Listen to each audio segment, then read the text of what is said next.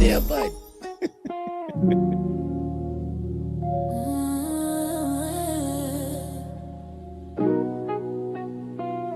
Late night, screens glow, coffee cold, minds woke, 2 mics, 1 code, yeah. Scrolling through the chaos, headlines loud, hearts numb, then I hear that drip talk, cutting through the hum, gem with the side eye, true stain with the data in his cup. They don't just gas up dreams, they show you how to level up. Oh, from the hustle to the headlines, from the culture to the grind, every angle, every timeline, they lace and never waste your time. Welcome to the daily drip, let it run, let it run, let it hit. Oh, tech and politics, stacking common sense, turn it up, feel it in your chest, clicking, let your future flip like describe your own ascent, every gem, every take, every tip, and oh, yeah, they make it make sense, yeah. I'm tired from the doom feed, faith in rent thick, algorithm playing mind games, selling you the same quick fix, then I catch that real talk about credit scores and crypto slips, union fights and AI rights, and why your boss be talking slick. Left lane, right lane, truth rise in the same frame. If it's cap, they call names. If it's facts, they fan flames. Oh yeah. Welcome to the daily drip. Let it run, let it run, let it run, let it hit. Tech and politics, stacking common sense. Turn it up, feel it in your chest, clicking. Let your future flip like squad of your own ascent. Every gem, every take, every tip, and yeah, they make it make sense. Yeah. From your psychic to your 9 to 5, from the group chat to the bottom line, there's a late night guide through the glitch and grind. If you listen close, you gon' change your life. Change your life. Welcome to the daily drip. Let it run, let it run, let it run, let it hit. Hey, tech and politics, stacking common sense. Turn it up, feel it in your chest. Clicking, let your future flip like scribe your own ascent. Every gem, every take, every tip. Our daily drip, they make it make sense.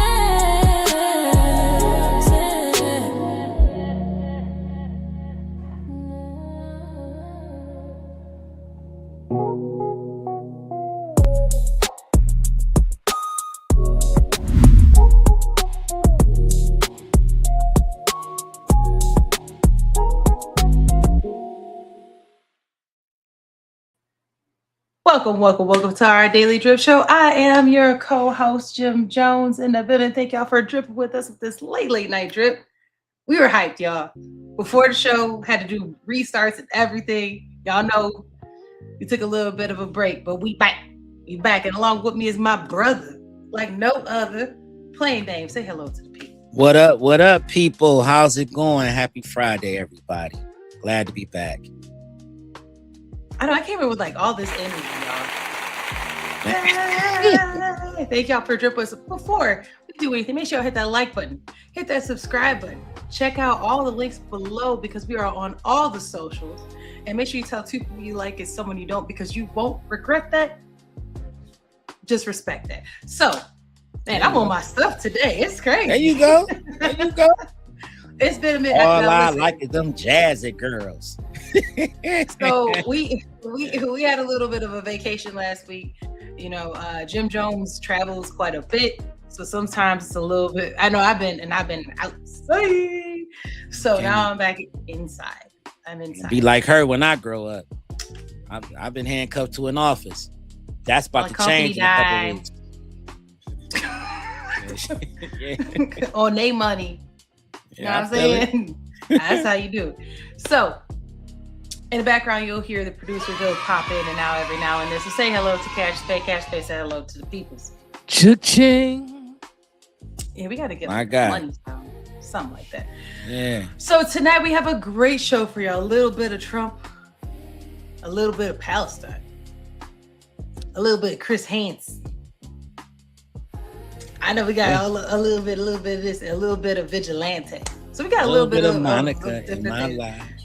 Yeah, so we got different things for y'all today on the show. So make sure y'all stay tuned. Make sure you drop some drip in the chat. Tell us where you are watching from.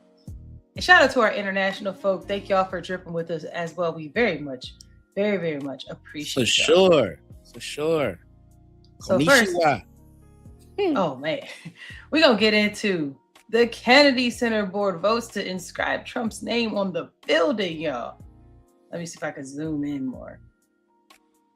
This is the JFK building. JFK, the Kennedy Center. Okay. Let me see if I can go to the other video so we can actually see. Now, some people may be like, it's not really that big a deal. A president's a president. That's a president, right? Like, who cares? Well, it's a big deal because the Kennedys in American culture are pretty much a big deal. And Trump said, it's about to be the Trump Kennedy. He went on ahead and did the whole hyphenated marriage thing to him. Just attaching his name though to the crazy work. But let's hear more about that, y'all.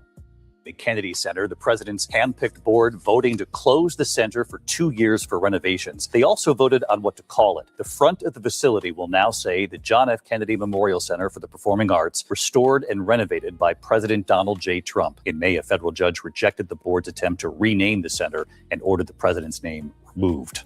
A new turn involving the Kennedy Center, the president's handpicked. So they're like, no, we don't want that.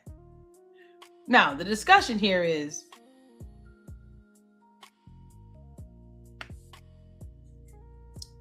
he out of pocket? Now, legally, not out of pocket. As you heard, the board said no. It's another point they say yes, but at the end of the day, the board makes a decision, which, if I'm not mistaken, Trump sits at the front of that board. Yeah. So from a policy and from a legal standpoint, it might be good. But let's just dive into morality for a second. Let's take out the red. Let's take out the blue. If that was either your family, your, or just maybe you have ties to just America, right? Do we think it's out of pocket, or do we think like, listen, when you come in, I'm doing it? Drop some drip in the comments. Let us know what you think, Plain Name. You think he out of pocket, or you think that I do what I want? I would say he's out of pocket if he hasn't actually spoken with the family. I know his relationship with RFK is decent, but like, what did they have to say in hindsight in terms of what these renovations look like? I mean, it's obvious what he's doing. I mean, that's Unc though. That's his Unc. Yeah. That ain't his daddy. You know what and come to find out, they really don't mess with him like that, from what I understand. That's another thing.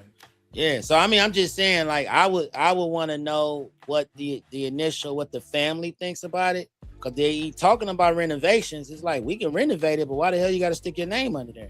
Or you got to make it known one that actually decided to actually do something with it? Like, is that what it is? Or is it a vanity project? Like, what are we doing? That's kind of what I would want to know. Because at the end of the day, if it was a plain Dame center, and I'm no longer here, and somebody want to come along and do something with it, I'm hoping that they actually at least spoke with my family about it to see how we felt about it. Last thing we need is another vanity project. And you're already doing a ballroom thing. Now you want to mess with the Kennedy Center? No, I'm gonna just say it's gonna be Martin Luther King and Donald Trump Day. That's Martin Luther King, Donald Trump Boulevard is crazy. It's about to be July 4th and Trump Day. MLK TDG. I don't know, man. I'm just saying, it's about to be President's Day and Donald Trump Day. I'm not, like I said, I'm not against anything being renovated and updated, but just sticking your name on something just to say, hey, look what I did, just because you can do it. That's that, I came, I saw, I conquer the type attitude. So I don't know. I'd be real interested. MLK, I think it's very tone deaf. Boulevard is crazy. That's a lot of damn acronyms. That is.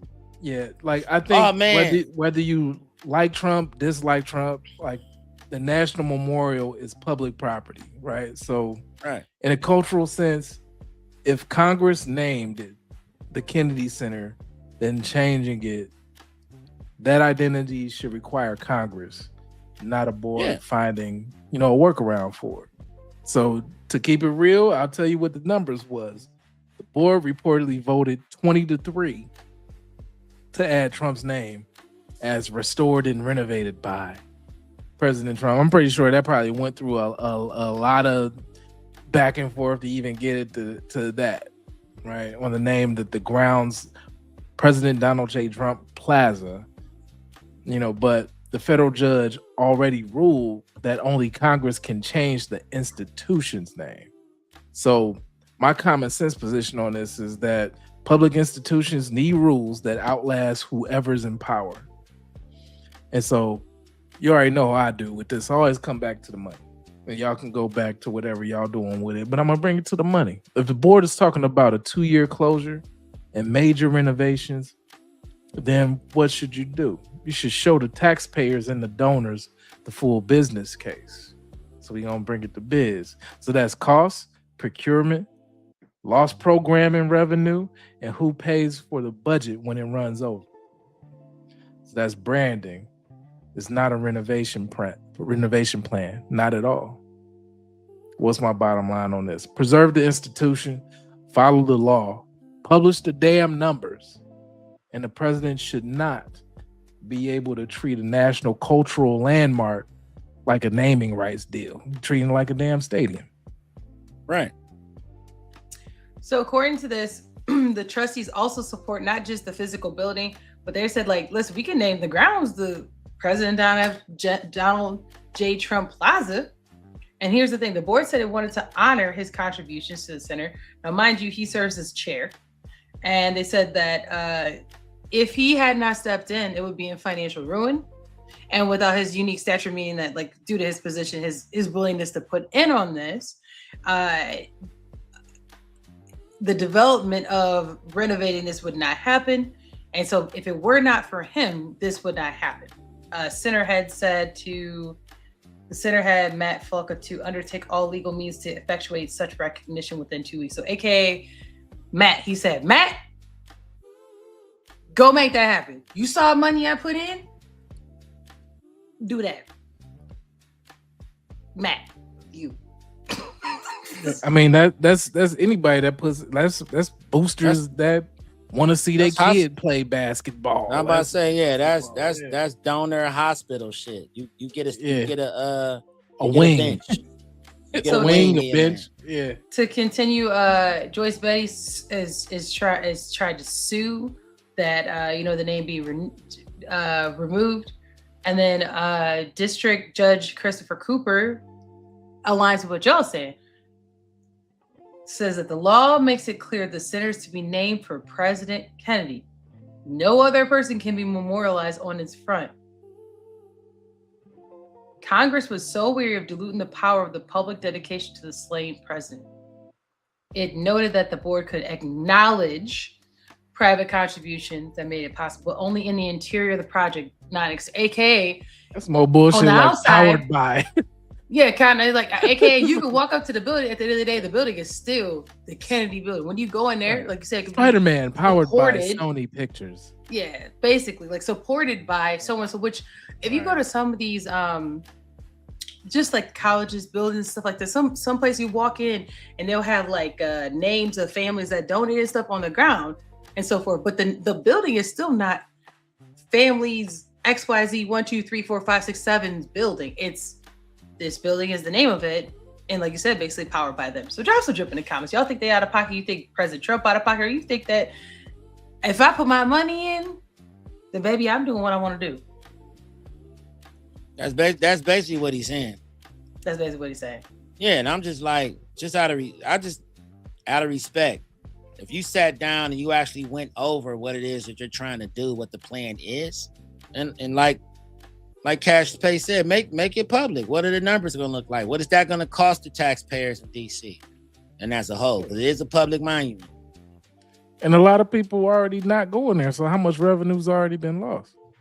Right. And that's probably the other side of it too. He it's probably a shit show in his eyes in comparison to what it could look like, which I mean, that's fair. If you see there's a way that you can improve it, why not? But we don't have to spray. We don't have to do an engraving of your face on the building. Like, we don't have to do all that shit.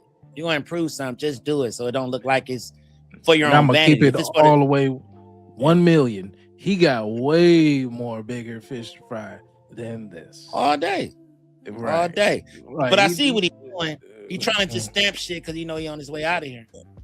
Yeah, that's all that is. That stamp is invisible ink at this point. Do something that requires that you get a stamp. That's all I'm saying. Well, this ain't finna get him there. Yeah, no.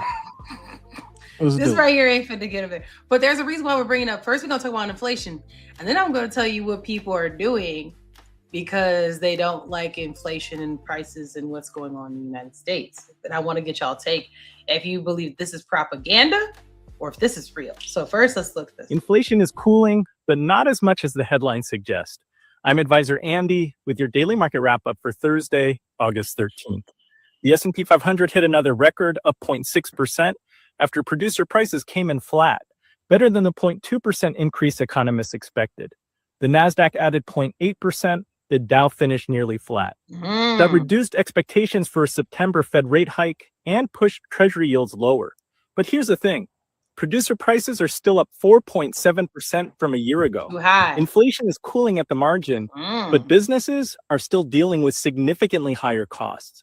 Meanwhile, oil fell to about $87 on a massive inventory build, though geopolitical risks have not gone away. Right. The Houthis claimed another drone attack on a Saudi refinery today, a reminder that Middle East supply risks remain. And that's for what this means for your wallet? Lower inflation and treasury yields could eventually ease pressure on borrowing costs, but mortgage rates remain elevated, and lower rates could also mean lower yields for savers. Tomorrow, retail sales will tell us something different. Whether consumers are still spending despite higher prices and a softer job market. Lower inflation or stronger spending? Which matters more for your portfolio right now? So I find that interesting. Yes, it costs businesses more to do certain things, right? But people are still going to buy in retail because they still need stuff, which to me is not a very good marker because school just happened for a lot of people or is happening in this next 30 days. Oh, everybody's buying that such big buck. Yeah, they got to buy school supplies, dummy. Like everybody got to, they all got to go. The teachers got to go shop. The parents got to shop. This, like all that stuff. It's not like they separate it out and say, okay, well, we're going to exclude the teachers from this. No, like the money in retail is the money. So that's not a very good indicator, in my opinion, of how people are living because they still have to buy these things to live. We should like take out the toilet paper, take out those necessities. Look at like luxury items. That's probably a better gauge. Stuff you didn't need.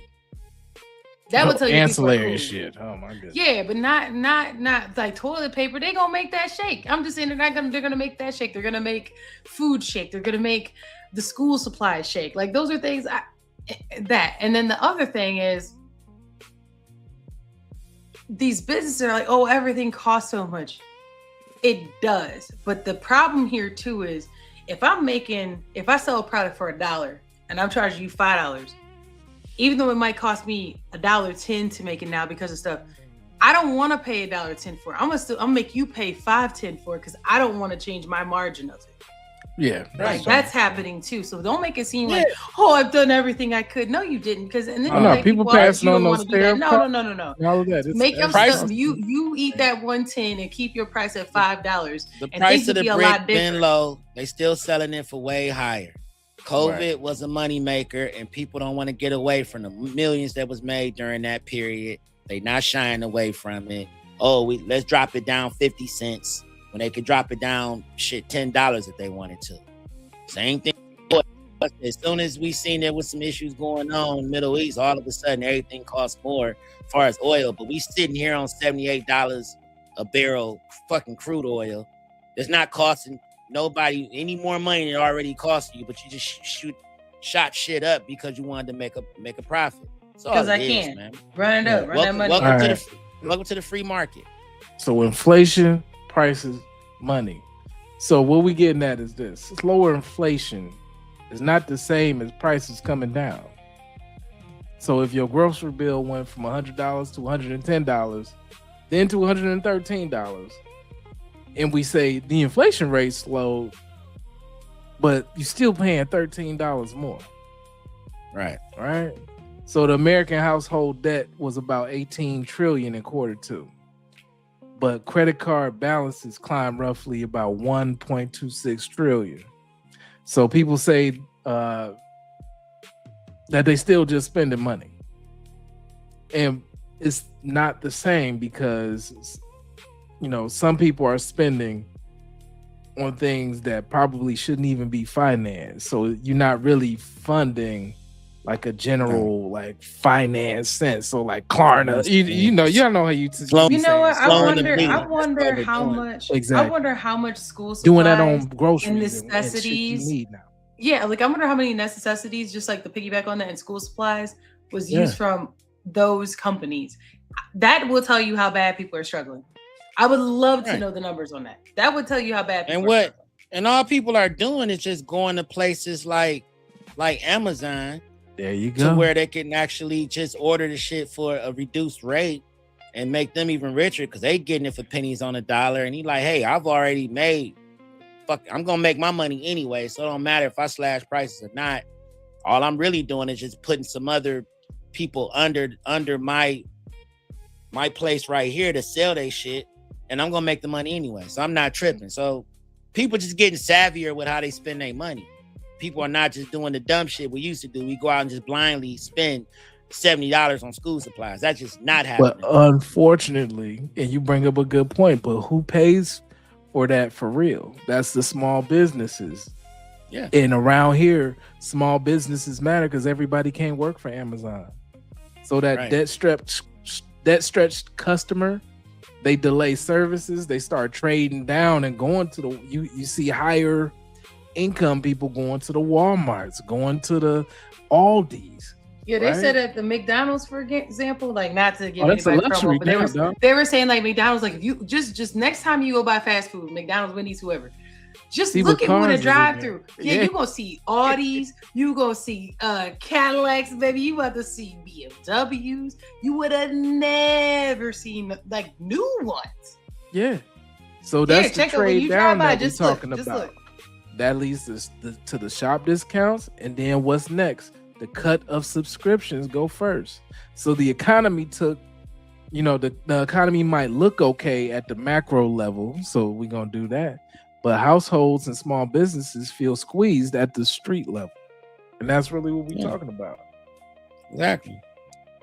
So the economy is improving for regular people, but only when pay grows faster than the essentials. And people don't have to borrow to maintain a normal life. And that's where we're at now. It's reality meeting the road. And that's where a lot of people are understanding where they're voting with their pockets. Whether you left, right, or center. Now you're voting with your pockets. Well, here's another one. Now people say, I'm finna get up out of here. I'm getting out of here. So let's learn a little bit about the people who, quote, getting out of here, y'all. The point of having a gun is not having to use it. The same goes for second citizenship. It's just for the sake of sleeping better at night. If you're not actually relocating, well, optimize your family's safety and security before you need it, and then hopefully you'll never need it. Like right now, we're born into this monopoly of one government over you, right? You're born into one passport. You didn't ask for it. It's really hard to shop around and get any other citizenships. There's no free market of nation state service providers. But once we all start playing this game of flag theory, game of jurisdictional arbitrage, the nation states will have to compete for its citizens, the fruits of our labor, etc. Just like with a gold card, America positioned itself in a way that, look, the business is here, the markets are here. If you want to come and build here, hey, and you're welcome. Like El Salvador is a great example of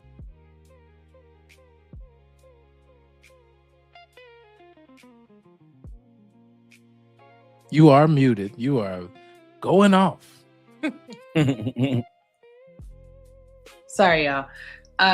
Just to add on to that real quick, the plan B of this, just to give more context before I continue, is that people are making sure that they have basically secondary citizenship, like to a degree where if it's not that they're looking to leave the United States necessarily, but if something pop off, I can go. Plan B, a backup plan. So that's why it's called a plan B. Break glass.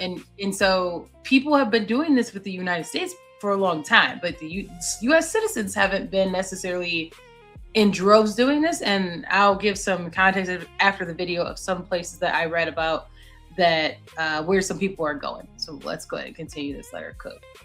Of that, they said, look, we are pro Bitcoin, we're stacking ourselves, come here, you're gonna have a freedom of speech, and come and build a new El Salvador. All you have to do is pay $1 million for the passport. Just like with 21 with Jack Mallers' new company, they're issuing shares to buy Bitcoin. Well, what can country issue? They can issue a citizenship to buy Bitcoin. Yeah, that's true. Just like so they want people who can provide revenue to their areas. So what I was reading is some of the countries, just real quick before we go to our next topic, is some of the countries that are on the top of the list are like the Caribbean. The Caribbean, you pay, I think it's like $250,000 worth of property. You can become a citizen. A lot of them, it's if you invest in our land, then you can have a passport here. It ain't cheap though. It's not like you buy a little shacky shack. I mean, I'm gonna be for real. Grand. It's relative it's actual bread though. Like it's not like you're gonna just pay $5,000 and you get it's not that. It's an investment in their country. Hear me out on that one, because in some areas in the Caribbean, when you buy the land, it's yours. You don't have to keep paying in perpetuity. So if it's $250,000 for your house and whatever you got, and then it's yours, and you don't got to keep paying on it, kind of $250,000 real spent. Well, I'm not saying that it's bad. I'm just saying that. Oh, I'm just saying it's not like at that point, if you got it, it makes good financial sense. If you got it ain't tricking if you got it. Always. Change, mama. You know what I'm saying? It ain't tricking if you got it. But I'll add to it. Like I think, I understand why people explore a Plan B passport, right? Housing, healthcare, crime, politics, and the cost of living. Yeah, it can make people want options. But moving abroad is not an emotional reset button, though, right? It's a financial and a legal project. So the first question is not which country looks cheaper when you scroll on YouTube. Shout out to YouTube, because that's where we own. That's the platform that we rep. But it is, what's your after-tax income looking like? Residency pathway, healthcare costs, housing costs, safety, currency risk, dual taxes, the ability to earn locally versus remotely. These are things that you should think about when you're making these decisions. I told you my name is Cash is Pay. This is where we at with it. But cheaper rent number does not settle the debate. So if you lose like US level income, because that's another thing that happens. Yeah, you can live abroad, but you gonna earn abroad too. That's the difference than earning that US dollar. So yeah, paying that international health insurance, needing multiple flights, to come home yearly because you got to check back in. You can't legally work where you live. Then that means that the math can flip real quickly on that. So the last part of that is the financial decisions on that. The financial smart version of optionality is obtaining legal travel or residency options. And if they fit your situation, build portable income. Retain an emergency fund, because that's to break glass, and test the location before you just go and sell everything. Some people, I remember back in the day, I done had family members, somebody was like, I'm moving to Atlanta. All that, how many people say, I'm moving to Atlanta, and then 3 months later they come right back. Well, I'm moving to California, go pursue my dream. Come right back. the bottom line of this is do not flee a problem without calculating the replacement cost of your life. That's it. Because a loser in Idaho is a damn loser in Georgia. That part. All the way. That part right there. I'm gonna beat somebody. You'll be the same person you was in Georgia. You was a nobody in Maricopa County. You damn sure gonna be a nobody. Or shout out to O'Shea Duke Jackson, where he be like, wherever you go, there you are. It sound like that Tupac song. Every other video. I ain't talking about same hoes. Well, the same hoes. You are the same hoe. You are the same. I'm just saying, yeah. The same hoes. Your mindset didn't change. You didn't magically get on the plane. It was in a Warren G video. There's my homie Snoop video. Just because you read Rich Dad, Poor Dad on the plane don't mean your ass gonna land and figure this shit out. Even that author filed bankruptcy, motherfucker. Like, you are who you are, dog. So, I'm a go live abroad. Okay, you was living like abroad here, so. That's what you're gonna be living abroad. All right. Talk about that cold hit different. That cold be hitting different. I'm going from California to Europe. Oh, okay. Yeah. Okay. I'm starting to think it's me. That's the conversation a year from now. I'm starting to think it's me. It's just bad. No, your decisions are bad. This is perfect. Speaking of bad decisions, let's talk about the Israeli settlers who are pulling up on the Palestinian homes, which is wild. When we get to the how, it's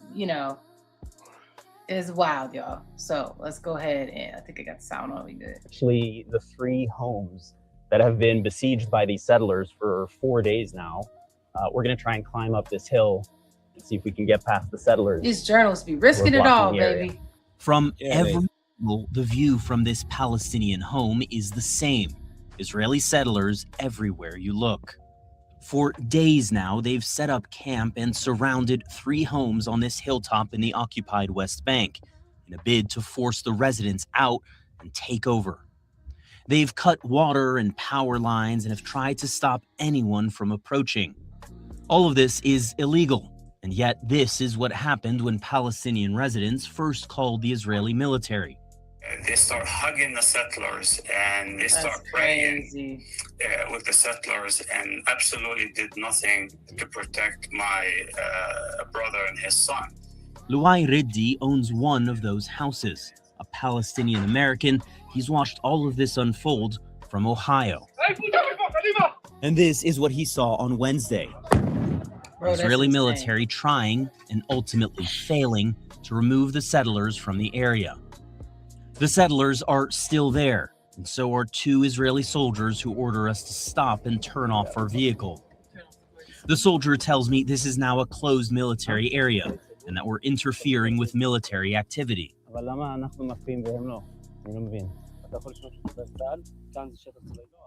IDF spokesperson said the order does apply to the settlers, but it's clearly not being enforced. They're telling us that it's a closed military zone, that we're not allowed to be here. But at the same time, we're seeing multiple Israeli settlers who are here, who are not being made to leave, and who are continuing to block the access to these homes. Down the hill, we call Luai's brother, Kusai, who's been staying in his home. Kusai, how are you doing? Do you still have supplies? The food I have is going to run out in 2 to 3 days. Beyond that, I have no food, nothing, he says.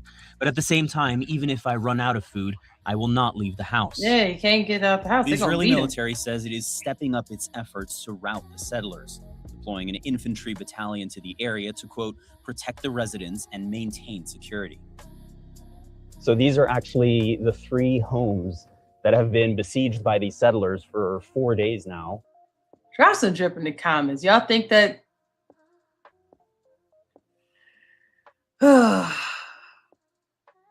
this is a fair view? Do you think that it's still considered violent? I'm not seeing anybody actually pulling up on nobody, but they don't have, from my understanding, they don't have weapons like we do in America, where I mean, you pull up to the wrong house and you get sprayed down. You know what I'm saying? Right. But they got rocks, stones, and they be stoning people and hitting them with rocks and everything else. And it just seems like, I don't know how those people would even defend themselves at this point. It will bequeath you to just, maybe there's a drone business where you go and send your drone out and they stock you up and you bring your drone back to the house. Sounds like a decent business to me. Almost like they used to do, was it like the owl carriers back in the day, where they send the owl out with the letter or whatever and bring it back? Because to me that's insane. So here's the question: what responsibility does the Israeli government have for this, and where should the line be drawn between protesting, intimidation, and violence? What do y'all think? All right. So I started off. Let's call it what it is, right? Settler violence against Palestinians, not just a few random clips online or isolated bad actors. The UN documented 38 settler-related attacks in a single week involving Palestinian casualties, property damage, or even both.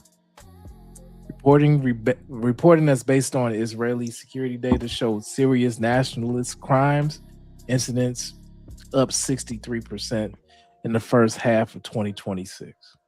So that's 660 incidents versus 405 the year before. These things could be looked up.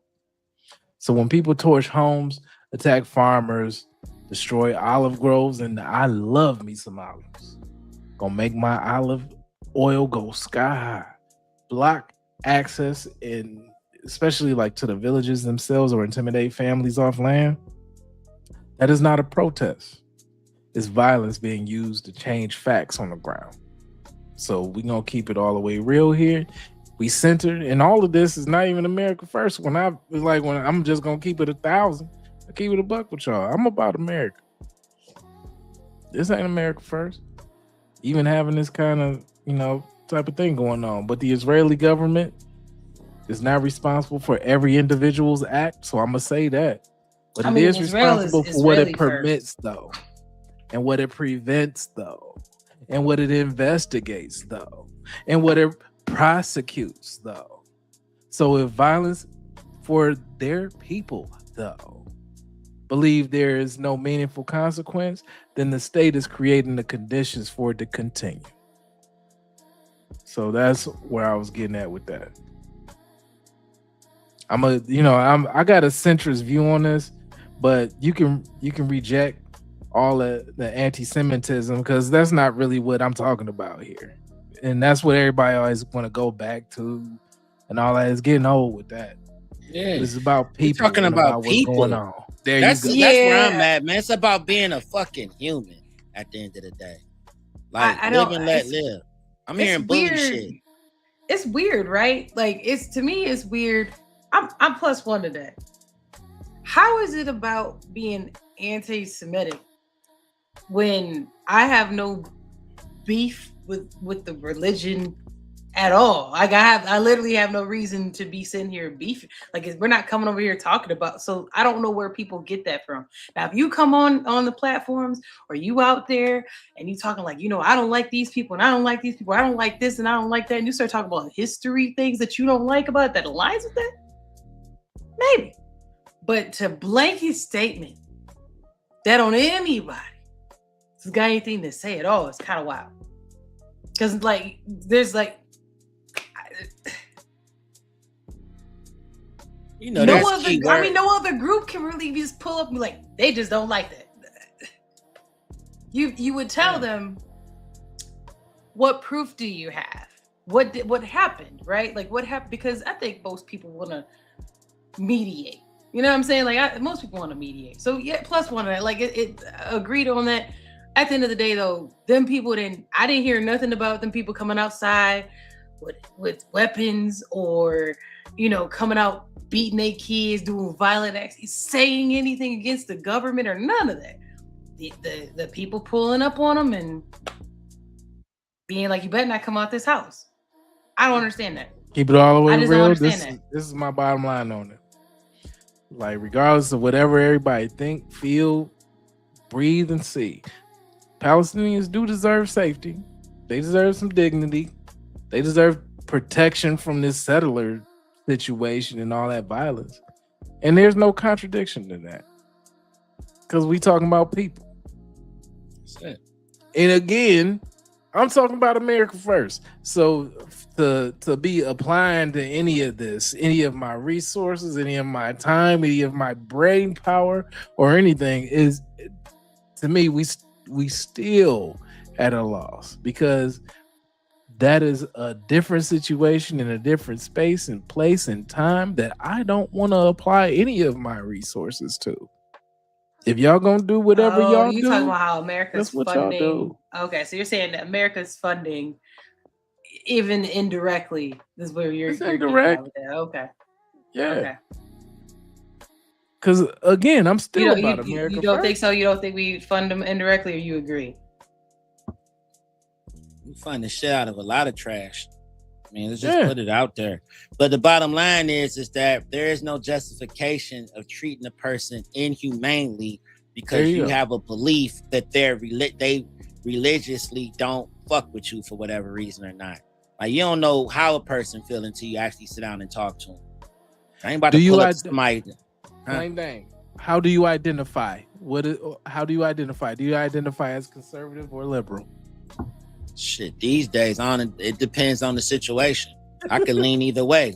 I ain't no one way with this shit. I think there's a whole lot of independent going on. Let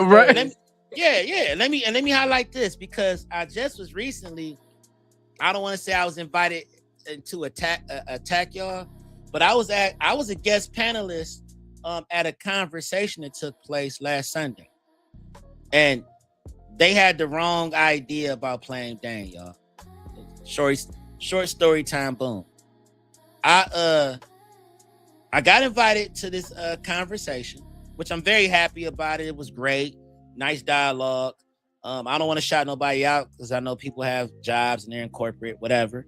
But bottom line is that I got invited because I was viewed as a Trumper. And to me, that's just the same as what they doing with the Palestinians. They putting these labels on people based on whatever. Because they live in a certain region, they have to hate another certain person, which is trash, right? And I'm like, let me correct folks. I'm not one way all day. I'm not one way all day. I can lean left on certain issues. I can lean right on certain issues. Very centered. There you go. I think at some point I had to explain that to my homies. I'm like, I'm very centered, guys. I'm really not. I'm from the hood. I was never blood Crip. I was always in the center, like, well, shit, they might have a point over here on certain things. But you did experience free lunch. You did experience some of these programs that are leftist, right? Like stuff like that. Right. So like those things participate in your upbringing and how you understand that's an investment in the community. Yeah. I get the benefits. America first. I get the benefits. Right. I get it. I'm pro-America at the end of the day. I am team America. And that's the part that pisses people off, because I'm like, listen, we can't sit here and just be trapped in ideologies all damn day that's being given to us, I might add. Most of us not even doing any research. We're just like, we're being told how to feel and then we feel it. The talking point regurgitation. Yes. That's not what we about here. I had to sit through 3 hours of that, y'all, of people coming at me, talking to me about eggs. I'm like, motherfucker, you shop at Aldi's. What are you upset about? Not to shout out any particular grocery store chain or anything like shout that. Shout out to Aldi's. I'm shouting them out. That's not a bad. That's not a bad. No, but I got my quarter going right in that. GFS is my spot. Yeah, but I'm saying to use that as your talking point, it's like asinine to. I'm like, and I'm talking to people that are college graduates that's probably making six figures. You're sitting here arguing points about eggs and milk, and I'm like, that shit is tired. I'm like, you're sitting here discussing with me. You want to put one person in a puppeteer seat of a bunch of other shit, and we're talking about free market stuff. I'm like, let's get past the geopolitical nonsense and look at it as what it is. It's people trying to make some damn money. That's all it is. And if we all were in the same game, we would do the same shit. If I could buy the oil at $68 a barrel, then hell yeah. Why? If I can get away with it, why not put it at $5 a gallon? Now, Plain Dane would never do that because I feel like I'm still gonna make my money no matter how it go. Anyways, I don't have to be greedy. But there's certain corporations that want to pay their CEOs a certain amount. They want to pay everybody up under them a certain amount. So they are forced to say, fuck it, we're gonna inflate the pricing to make sure our profit margins get met. I understand that. Been working in corporate for years. I get it. But if that's your argument and you don't even know who the hell your council person is, you don't know who the mayor is. Probably a hyper local. I'm fixated on that because I'm like, if you can go outside and there's a big ass pothole in the middle of the street and you talking about some F Trump, you already done lost the game, my G. You already out the game. I'm like, you don't even know who to call. You don't even know who your governor is until somebody else tell you. But I'm way off topic with this, but it's just... No, you're not. You right on time, sir. Because we need people to understand that they need to first look at it's called locus of control. Let's bring it into some college words. Locus of control. What can you control? What is out of your control? Things that are at the federal level, who give a damn about half the time? Because he talking about turning stuff into the Trump and Kennedy Center. Who give a damn? You got people jumping off damn aircraft carriers. You got people jumping off aircraft carriers. The Navy. Way bigger problems. You got cities that's being declared purge sites because they're so underfunded. They don't even have enough policemen to actually service any 911 calls. They're telling you to call a different county to get help. Like, we got shit like that going on right now on a local level. Like right now, EC damn near about to come up with a vigilante. What is EC for everybody because we got international people. Yeah, for my international people, there's a small, tiny city called East Cleveland, right? They are grossly underfunded. Half the city is falling apart. You talking about 17 square blocks of abandoned buildings and housing just sitting there rotting because no one can afford to fix it. They don't have the police force to deal with the amount of crime that's happening right now. And abandoned bandos and everything else is going on. That's what I'm saying. It's bad. And East Cleveland is not that's not exactly the monolith you would like to think it is. There's a lot of cities like that across the United thing States. Is that it used to be. So it's like reverse gentrification if you think about it. It used to be Millionaires Row in East Cleveland. That's what it was called. Rockefellers lived on Millionaires Row in East Cleveland. There is an amazing, immaculate cemetery that is on the East Cleveland and Cleveland Heights border that has presidents that reside in the cemetery. Right? Over Cleveland and a lot of other people. Yeah. Senators. Reverse gentrification there. Yeah. It's wild. It's very wild. But that's what I'm saying. Like, I'm sitting there talking to a crowd and I got people regurgitating old stories about abortions that's been debunked because they're older and they don't even know how to do the real research to look at even into the stuff they're being told. Like, that's what's going on right now. Like, that whole sheeple thing that people always saying, these people are sheep. That shit is reigning true right now. Because AI is making everybody lazy. You call it artificial intelligence. I'm like, it's aggregated information. Bunch of motherfuckers asking the same questions and getting some of the same answers, and then that's just the answer. No deeper discussion beyond that. But people are actually getting college degrees off that shit now. So it's like, it's kind of hard to argue with the usage of it. Ooh, you bring in a very good point about artificial intelligence and people's trust in it and all of that. So yeah, Dior is what the kids say. Do your own research, please. Yeah. Well, right. This is a good segue, y'all.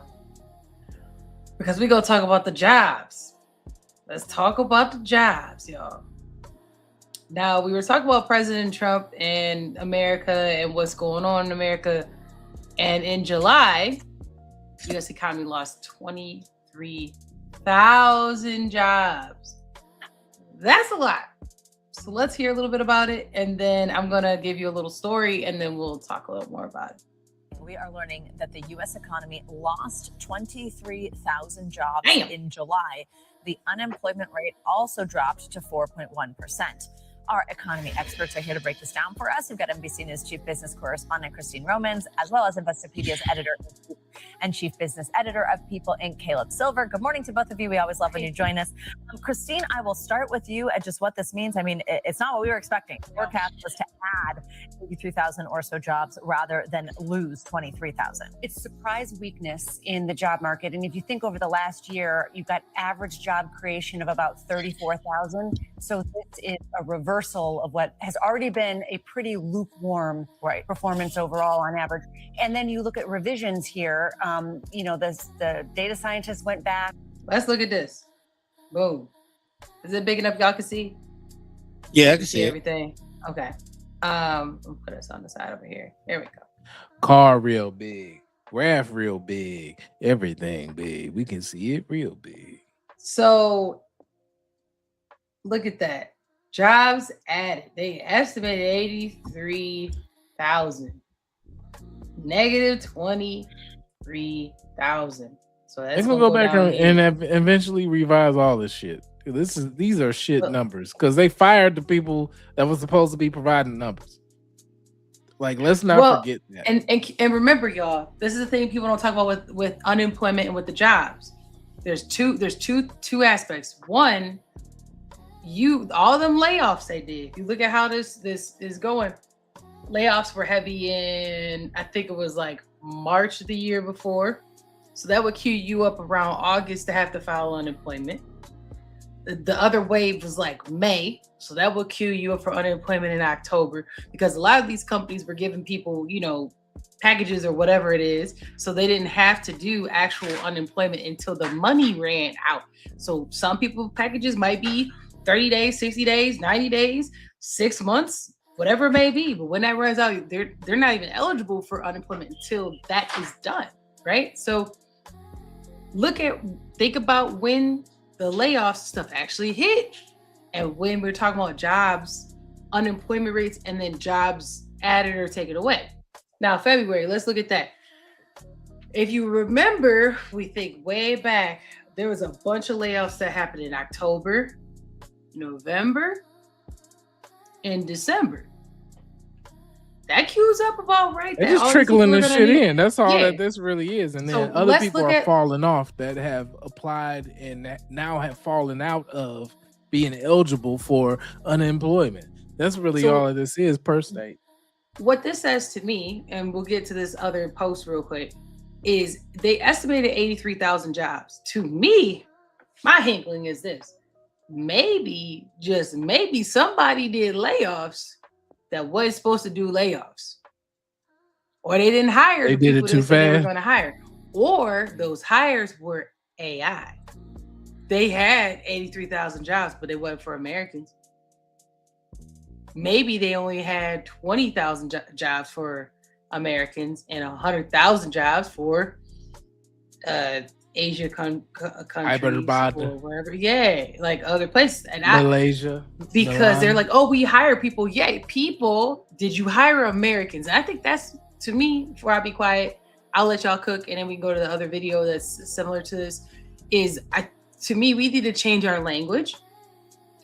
I don't want to hear about how many jobs are added. How many Americans did you hire? How many Americans were hired and started? Because sometimes y'all have 8 posts, somebody will say like, oh, I'm gonna take this job. They accepted 3 different jobs. Baby, they not showing up for one normally until we get to this other story. Y'all got anything to add before I get to this story? I got some sauce to add on that. Oh, go ahead. Sauce it up. You need to grab how many companies profits fell and they sold, and then those jobs basically got absorbed. I'm only saying that because I work for a company that buy tons of companies every damn near every month. They buying like 4 or 5 different companies.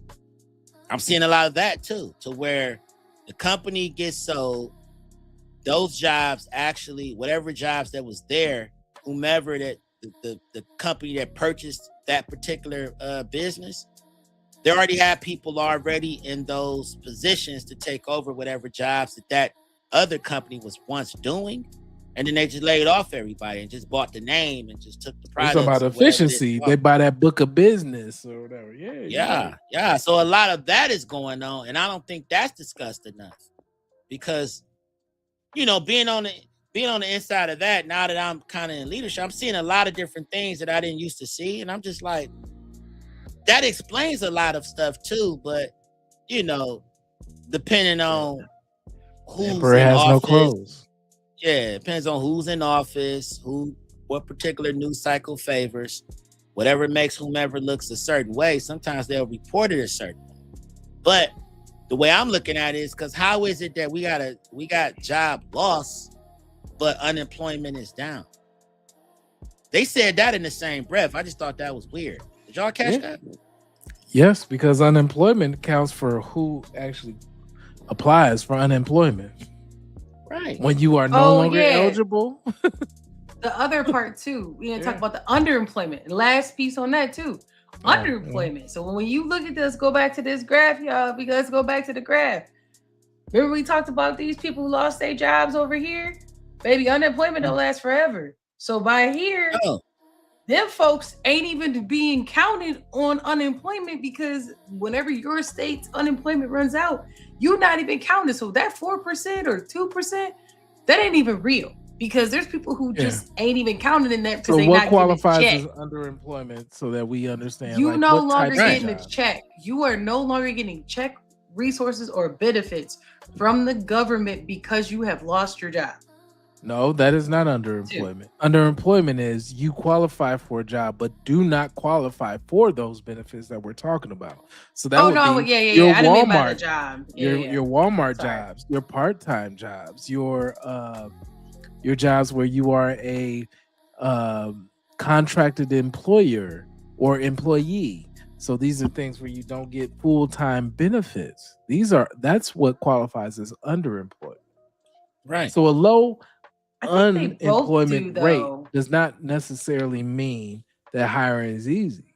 It can mean that people are holding tightly the jobs that they already have. Or they both some more sauce. I got some more sauce for y'all. Oh, go ahead. What I've been running into, a lot of people aren't applying for unemployment because their jobs is cashing them out on a vacation and whatever parachute that they got set up for them after the sale of said business.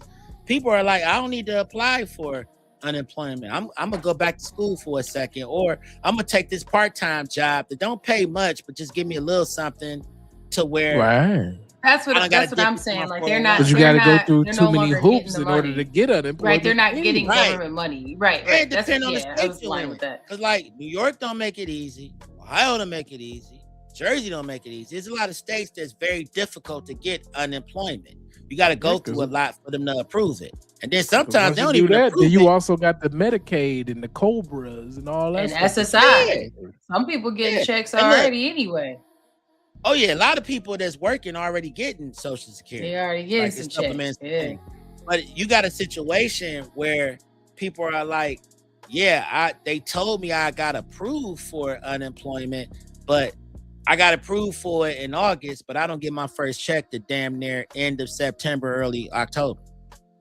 So a lot of the reporting is going to be skewed because you haven't even started getting that money. It's being trickled in, to be honest. Yeah. That's all it is. Yeah. So it's being trickled in rather than dumped on. Exactly. So then next thing you know, when they do the reporting in, say, October, they'll say unemployment is at an all-time. Yeah, we got to revise it now because there's a lot of stuff that they're not taking into consideration. And it's just been weird looking at it from this lens, especially doing what I do with insurance. I talk to a lot of people that are laid off because the first thing that happens when you get laid off. You either gonna spend all of that money on a COBRA policy, or you're gonna come talk to somebody like me that can give you a better rate. You know what I mean? Yeah. So Because you ain't gonna want to spend $1,200 a month for some damn health insurance. Not when I can get you a plan for $300. They like, hell no, I'm not doing that. And then on top of that, if you got your buyout was $47,000, you know, that's gonna hold you for a couple of months until you find your next job. So it's just interesting the way they report stuff versus how stuff really happens in the real world. A lot of that shit that y'all see, the graphs and all of that, some of it be real, a lot of it be bullshit, because I feel like it's a lot of information that's missing from the overall conversation. No, it is missing, because what's missing is like the part-time work, just people that settle for lower pay, the leaving the labor force, because all of that means that they, rather be out of the labor force than show up as unemployed in the labor force. So people are forced to retire when they really can't retire. Yeah. Like that shit matters. So July payroll unemployment fell by 23,000 jobs, like we said, while unemployment was 4.1%. Right.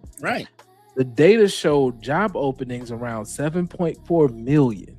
That's only about 5.3 million hires. So there are roles posted, but employers are slower and filtering harder, right? Because they can, right? This is like yesterday's price was not today's price. So we got somebody here for 60. They were good. Let's see if we can get somebody for 50.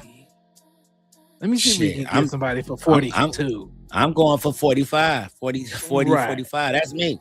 That's me, because I do a lot of hiring. So that's one of those things. Like high quality for the lowest price.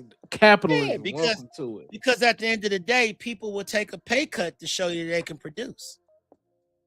That's just the reality of what's going on right now. I'll take a pay cut to show you that I can actually do this shit. Now, once I do this shit, don't be upset if I ask for that raise. You know what I mean? Because where I'm at, I'm supposed to be making this. So you get a lot of that. And then mix that in with how many people are at Medicare age and Social Security age that's being walked to that door and handed their boxes and pushed out into the world. It's a lot of that going on where people are like, hey.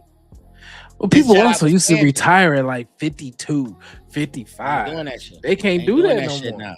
They ain't doing that shit now. So now I got people that's sitting there getting their Medicare Part A's, Part B's while in the job, plus having the job coverage. And then once that business get purchased, or they like forcing them to basically say, hey, we're restructuring, them people are getting Social Security checks for like $2,200, $1,900. And then if they married, the spouse is getting that. Now, if you smart and you budget right, you might could make that work. Plus your occasional pull 11,000 out of your 401k for certain things you need to handle because you over a certain age. Yeah, you eating that dinner. Penalty. The romantic dinner is Denny's.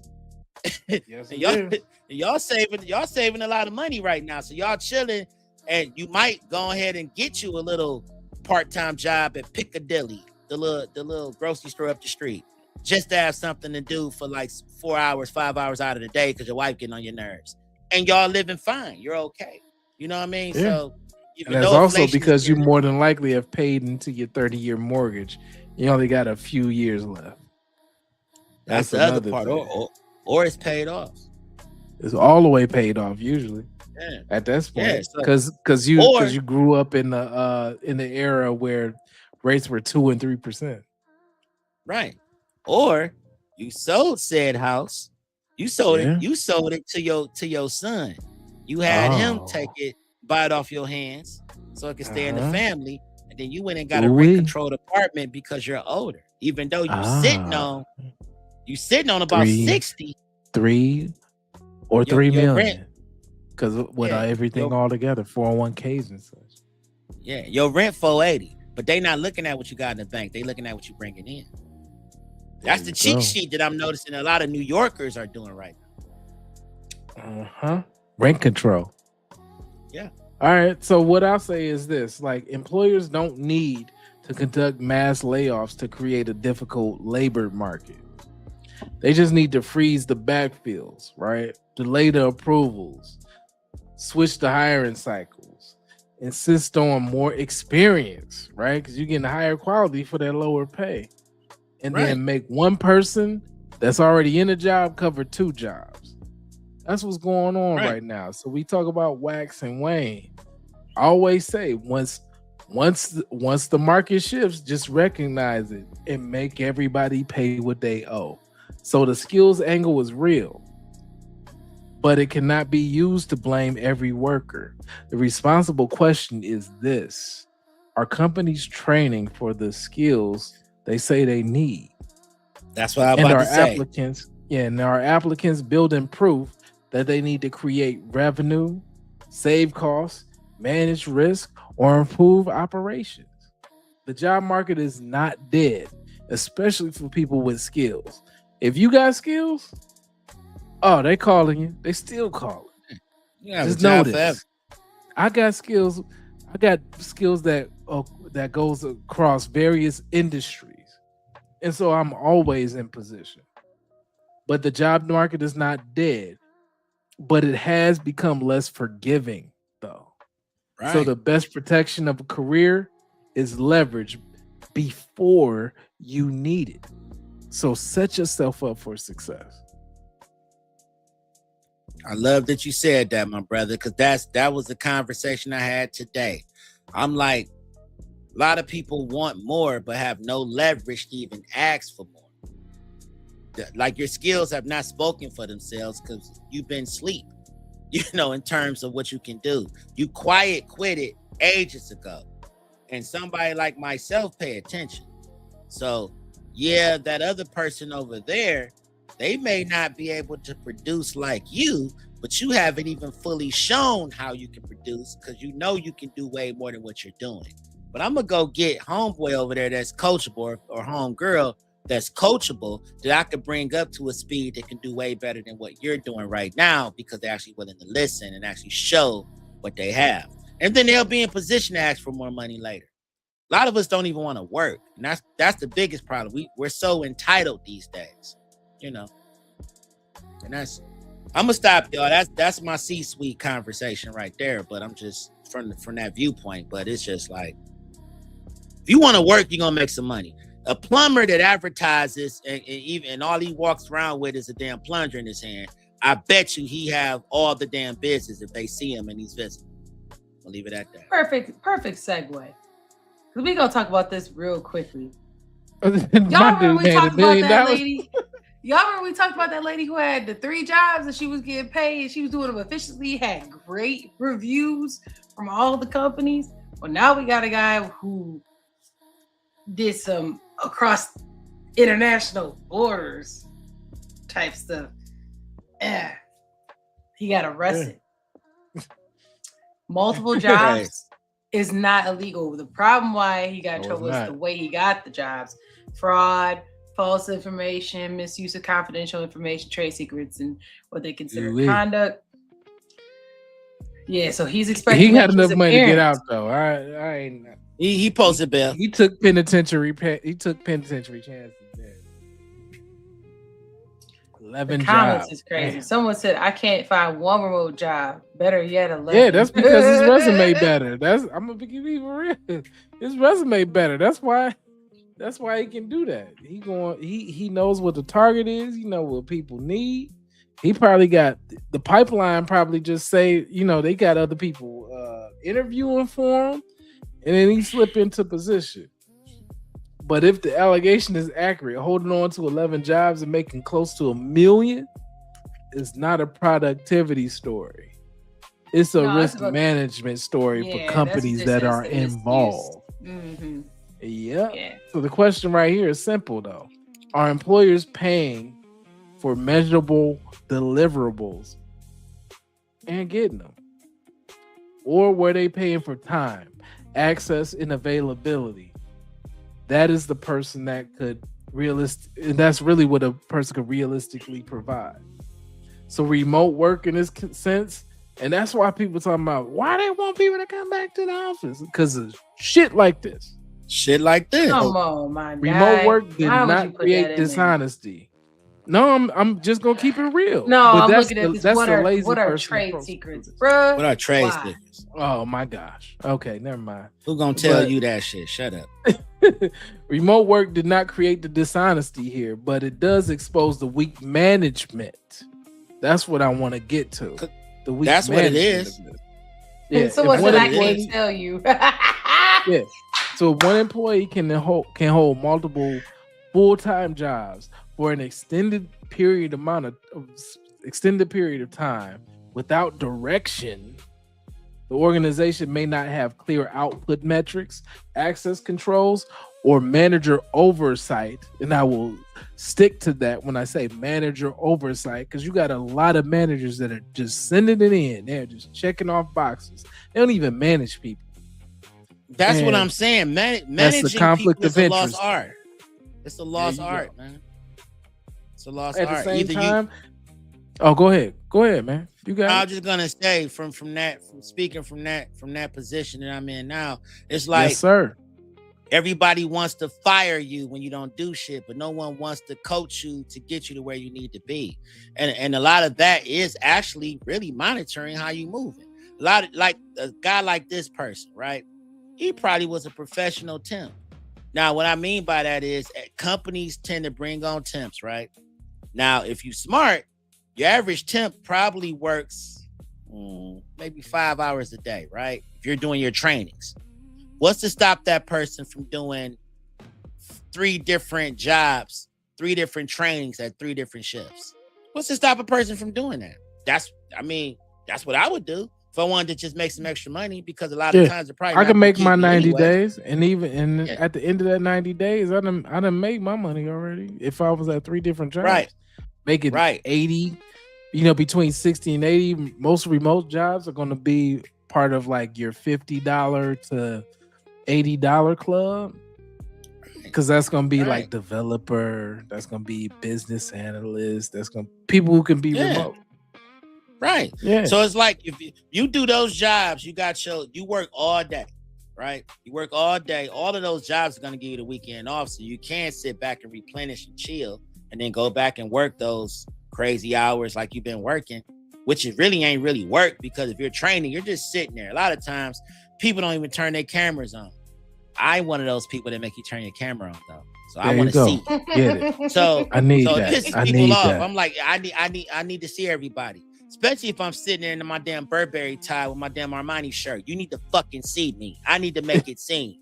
I need to see you. You need to see me, because it's a culture thing. I need to know you even fit in with what we're trying to do over here. So that's We just making me. money. So There you go. you're not gonna get it off on me. Not gonna get it off on me. You got some people that have multiple computers set up, because guess what? These companies, they're gonna send you all these different packages, different docking stations. All you gotta do is set that shit up in different ways. They can run all off the same Wi-Fi. That's the reason why And people got 9 monitor setups and 12 monitor setups. They be just sitting in meetings half the damn time. And at the same time, companies can't demand your exclusivity while paying below market wages. That's the other issue that we running into. That's the other part. That's the other Offering part. little job security. That's the other piece. And then treating workers like they're dispensable. Guess what? That means that it's going to be 2 conflicting places. So you got somebody saying F you. Guess what? The other side is going to say F you too. Both sides in a need different way. transparent agreements. That's So That's you it. pay for the outcomes. Define the conflicts clearly. Protect your data, because that's the main thing that happens with these situations. And do not pretend that a job is secure enough to demand blind loyalty from somebody.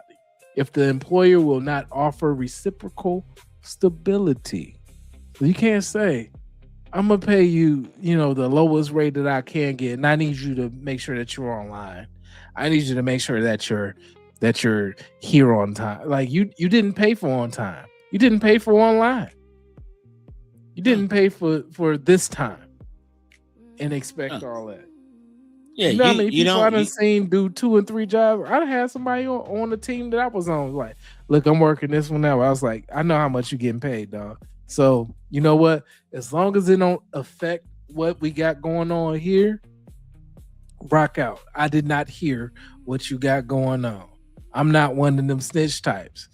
If you able to produce in 2, then go ahead and get them 2, because 2s and fuse come with the fuse, and one time you might burn out, right? Because at some point it might be too much. But I didn't hear that. You make your money how you need to make it. But when I need you, I need you. If People you can love produce, me. then it's fine. There you go. People Go ahead love me and for get it. that same. They love me for that same reason. You know, I'm like, listen, I'm a hustler by trade, brother. I'm sitting here. I'm running this team. I'm booking jobs. You know, I'm one of those. I work 8 days a week. I'm one of those people. Hell, I'm on a pie, but at the same time, I just did payroll an hour ago. It's that type of energy over here, right? But bottom line is this. If your ass can't produce like a barber with a sharp razor, guess what's about to happen? Your ass gonna get cut. So you better be able to have that work-life balance. I'm all for it. I'm like, I had to have a conversation with a young man. He was like, yeah, man, I be seeing you, how you be in the meetings. I be, I know you be on. Yeah, brother. But I've been here it took me a while to get here. This wasn't yesterday. I've been working like this. I've been producing like this. I've been dressing like this. I've been doing everything. You see what's going on. This wasn't this year. This was 8 years ago. It wasn't overnight. I worked to get here, brother. It got gristled in. It got stitched in. That's it. It's not. And I'm like, it's a t-shirt, right? It can't be a t-shirt. It gotta be in you. Nah, shit gotta be in you, not on you, brother. It gotta be in you, not on you. You know what I'm saying? It's, you can spray that cologne, but if your pheromones already smell like the cologne, nigga, it's in you. You understand me? So there you go. I had to explain to homie, because he was like, he fell in love with just how I was. Because I'm like, yeah, I do this, but this weekend I'm probably gonna shoot 2 videos, and I'm about to probably film somebody else's podcast, and that's gonna get edited. Not to mention we're gonna do some flyer work, some other things, and I got a consultant situation I gotta do. He like, damn, when do you sleep? I said at night. We don't make excuses around here. We just get it done. You said we got the same 24 hours, my G. Yes, we do. That's it. When do you sleep? At night. And I wake up at 4 and I go to the gym, and then I leave the gym, and I probably have about 3 or 4 conversations on my way home. Because that's how I've designed my life, because I like having money. I like being able to do shit. So don't sit here and complain about me. Oh my God, what you mean this is hard? The only person they need to talk about something being hard is your spouse, nigga. That's it. Life is not hard. Life is what you make it. You know what? This is a good segue about life being hard. This lady right here would tell you life is hard. 30-year-old nurse said that 3 black officers racially profiled, assaulted, and punched her. Okay? Y'all ready? Let's go. Actually, we don't need the music. Just watch. Okay, ready? Now this is where this is like Florida, first of all. Wait, so it's already messed up because it's Florida. Okay, y'all ready? There you go. Yeah. Here we go.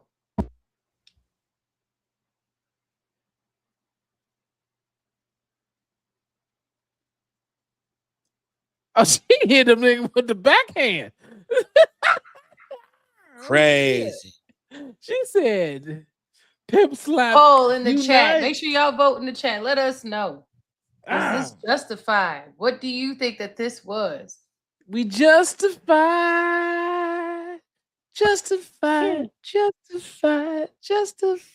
Let us know. We justified. Let us know what y'all think. There's a poll in the chat. Let us know.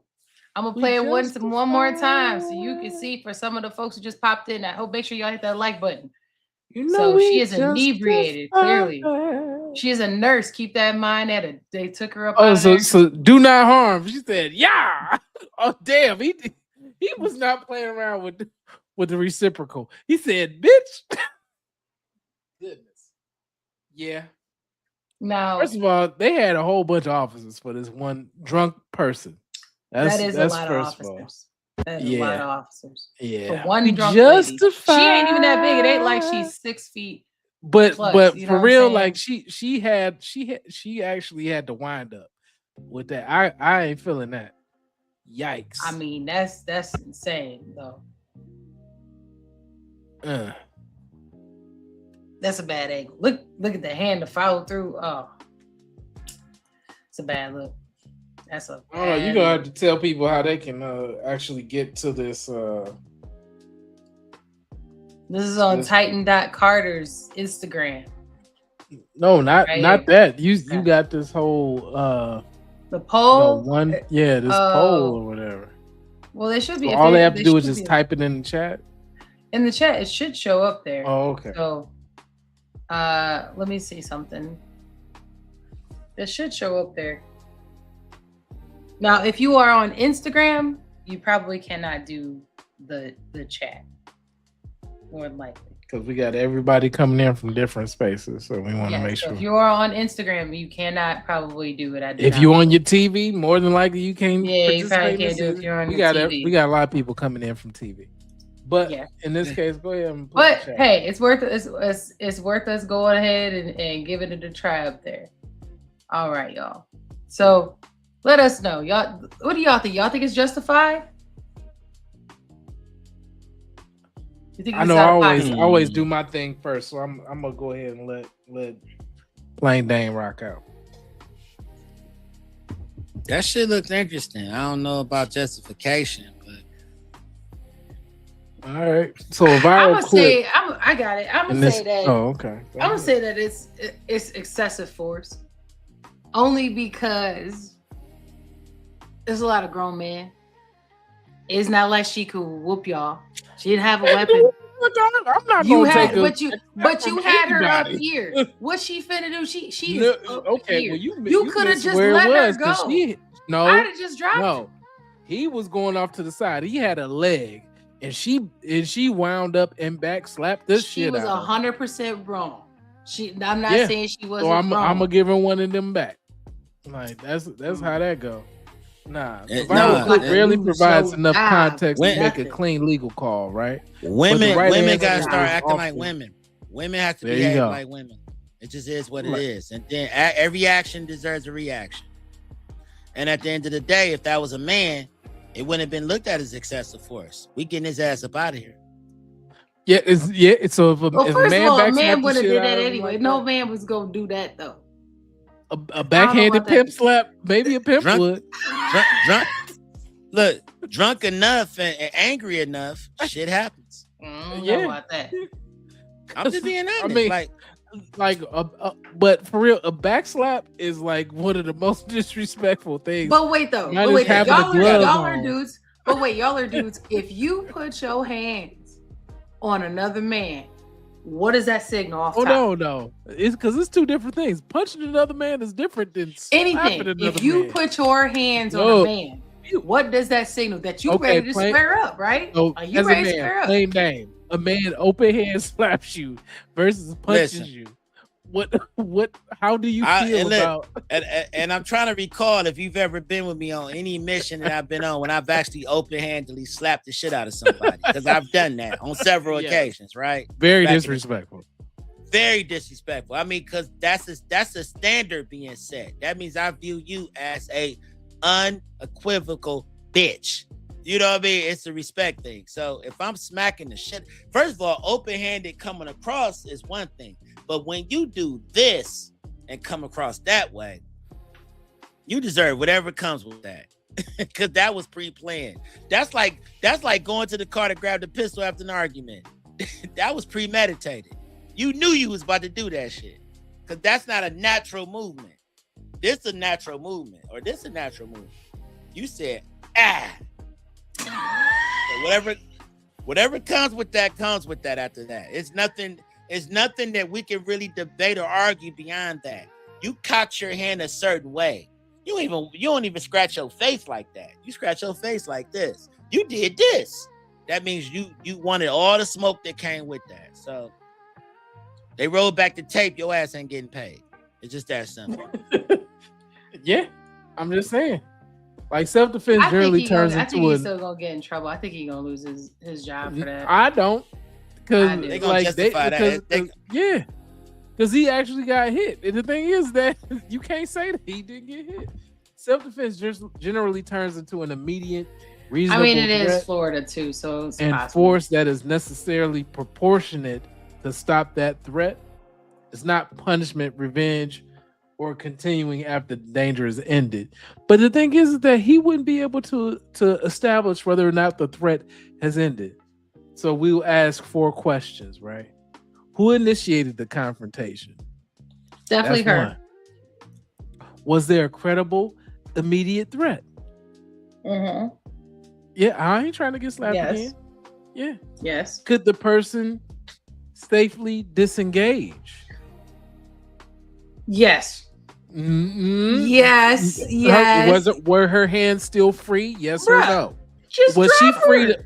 Was she free to slap again if she I so let her- chose?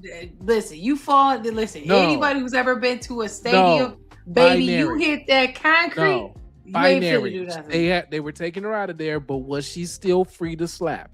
Yes or no? She ain't slapping nothing. I got that leg loose. But she slapped. She was. They had her legs. Don't be right for the sake of being right. Be real. I am being real. Like, I'd let her go. No, I'd have let her go. Yeah, you no, gotta you get would her out Put of her on there. the ground. Look, I'd have let her go. look, She'd have been. You would have let her. You would have let her go, but damn, them men would have been penalized if they just dropped her. Exactly. Then it would have been. Okay. It would have been an open So I shut case. so I at that said point. 4 questions. So this is the last question. Okay. Did the force stop once the threat stopped? Absolutely. Exactly. slapped the Absolutely. dog shit Therefore, out we that are lady. good. He We slapped the all the way dog just. shit out that We lady. justify. No, he slapped her. It was Trust me. He in court all of 30 minutes. They not about to be in there long haggling over this shit. That's thrown out. They gonna justify it. It's gonna be fine because for one, first of all, you enact any First of all, violence at a people sporting- handed out bullets for less and got justified. So we Listen. already in there. If you invoke any type of violence at a sporting event, that shit open and shut. You at the mercy of the venue. Why are you in there slapping motherfuckers? Again, because I've done that. I'm not saying her actions were right at all. I do not Because not my condone her hands- behavior. I want to make sure Again, I'm clear. Again, because I've done that. That's why I'm like, I was wrong. You know what I mean? So, and as a man, I'm dead wrong. But we can't keep changing in the land of equality and all that shit. We can't keep changing the rules because it's a female involved. Because if it would have been a man, we'd been open and shut. I also agree with you that you don't put your hands on nobody that you ain't ready to square up with. Now, I 100%, I am definitely in alignment with that. But I'm not saying that her actions are right. And to be honest with you, if you put your hands on somebody, then you must be ready to square up. I'm along with you on that. But I do think it was a bit excessive. He didn't have to slap her like that was crazy. My dude hit him with that. You know, like he felt like his life was in danger. That's gonna be the argument. He felt like he was in danger. Right. Speaking of life in danger, it's a lot of PDF going on. The reason why I bring this up is because there's a new Chris Hansen movie coming out. Chris Hansen. If you ever heard about it. Actually, the trailer looks kind of fire. But let's look at this now. This is a different. Yeah, go ahead. No, I was gonna say thank you for sending me that because then I saw that right after that. I said, "Oh yeah, I was at work talking about." I said, "Shit, my co-host sent me that." Yeah, Chris Hansen movie is about to be crazy, y'all. Robert That Pattinson shit gonna be fire. We'll get to that in a second. But this is queuing it up. You need long. I will. I'm This is a teenager. I'm gonna get rid of the fucking phone. I will get rid of it. Hey.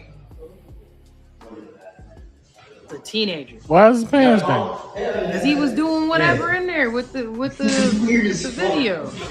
What the While fuck, the kid bro? was peeing. Yeah. So the teenager took his phone and was like, "Nah, I'm sending it to the police. You're not getting your phone back." You're not getting your phone back. And you whoop my.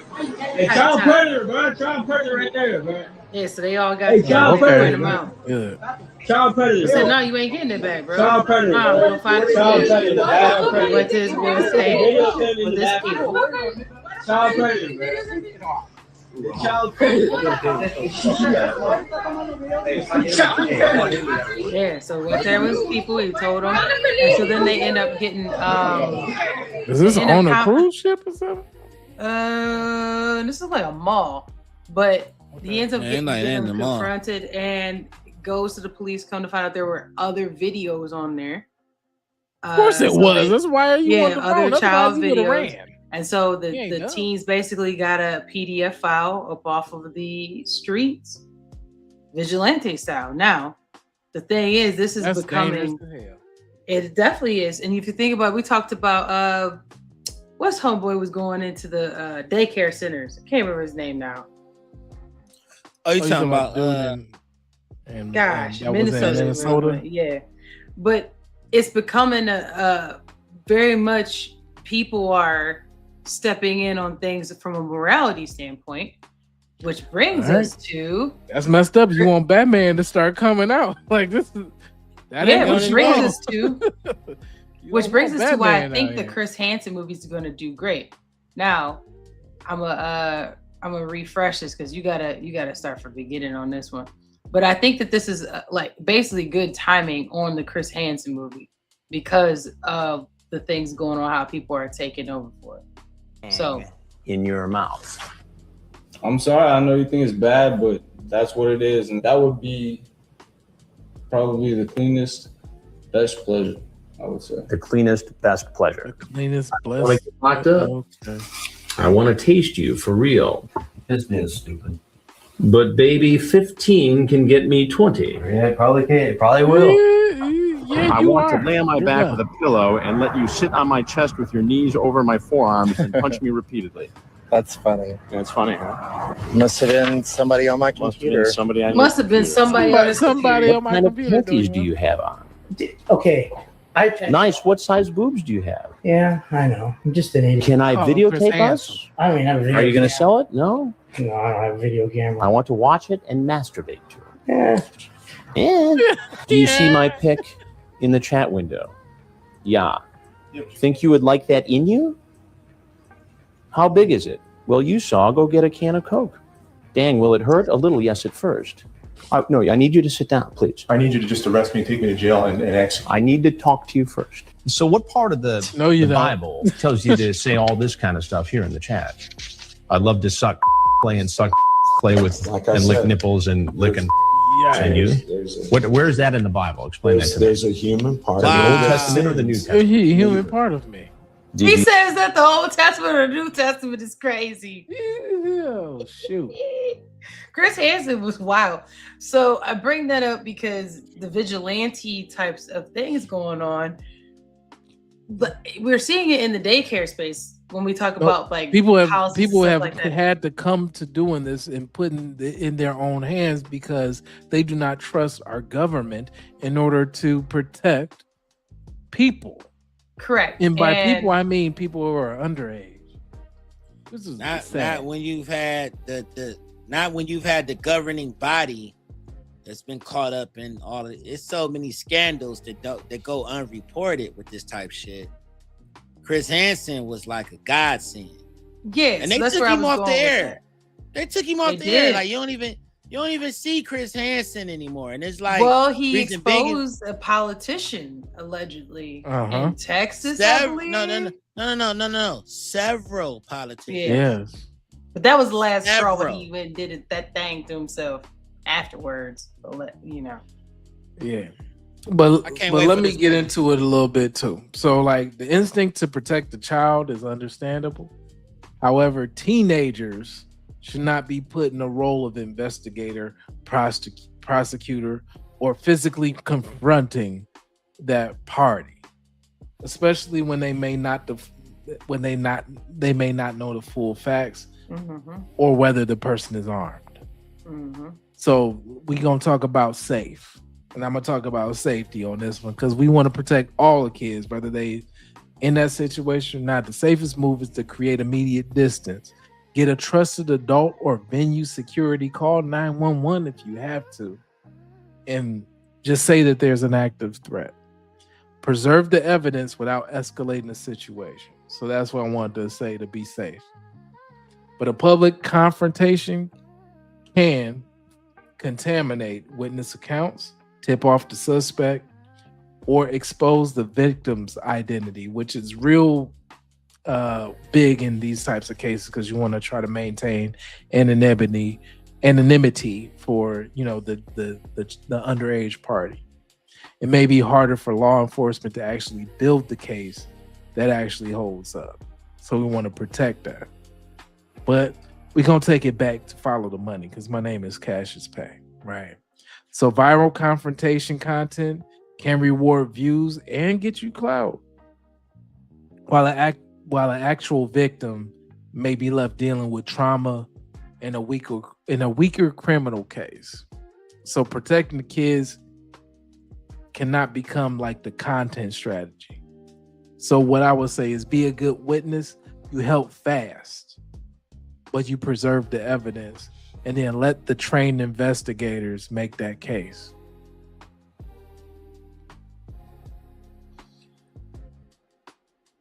I'm trying to remember where I was going to go with this.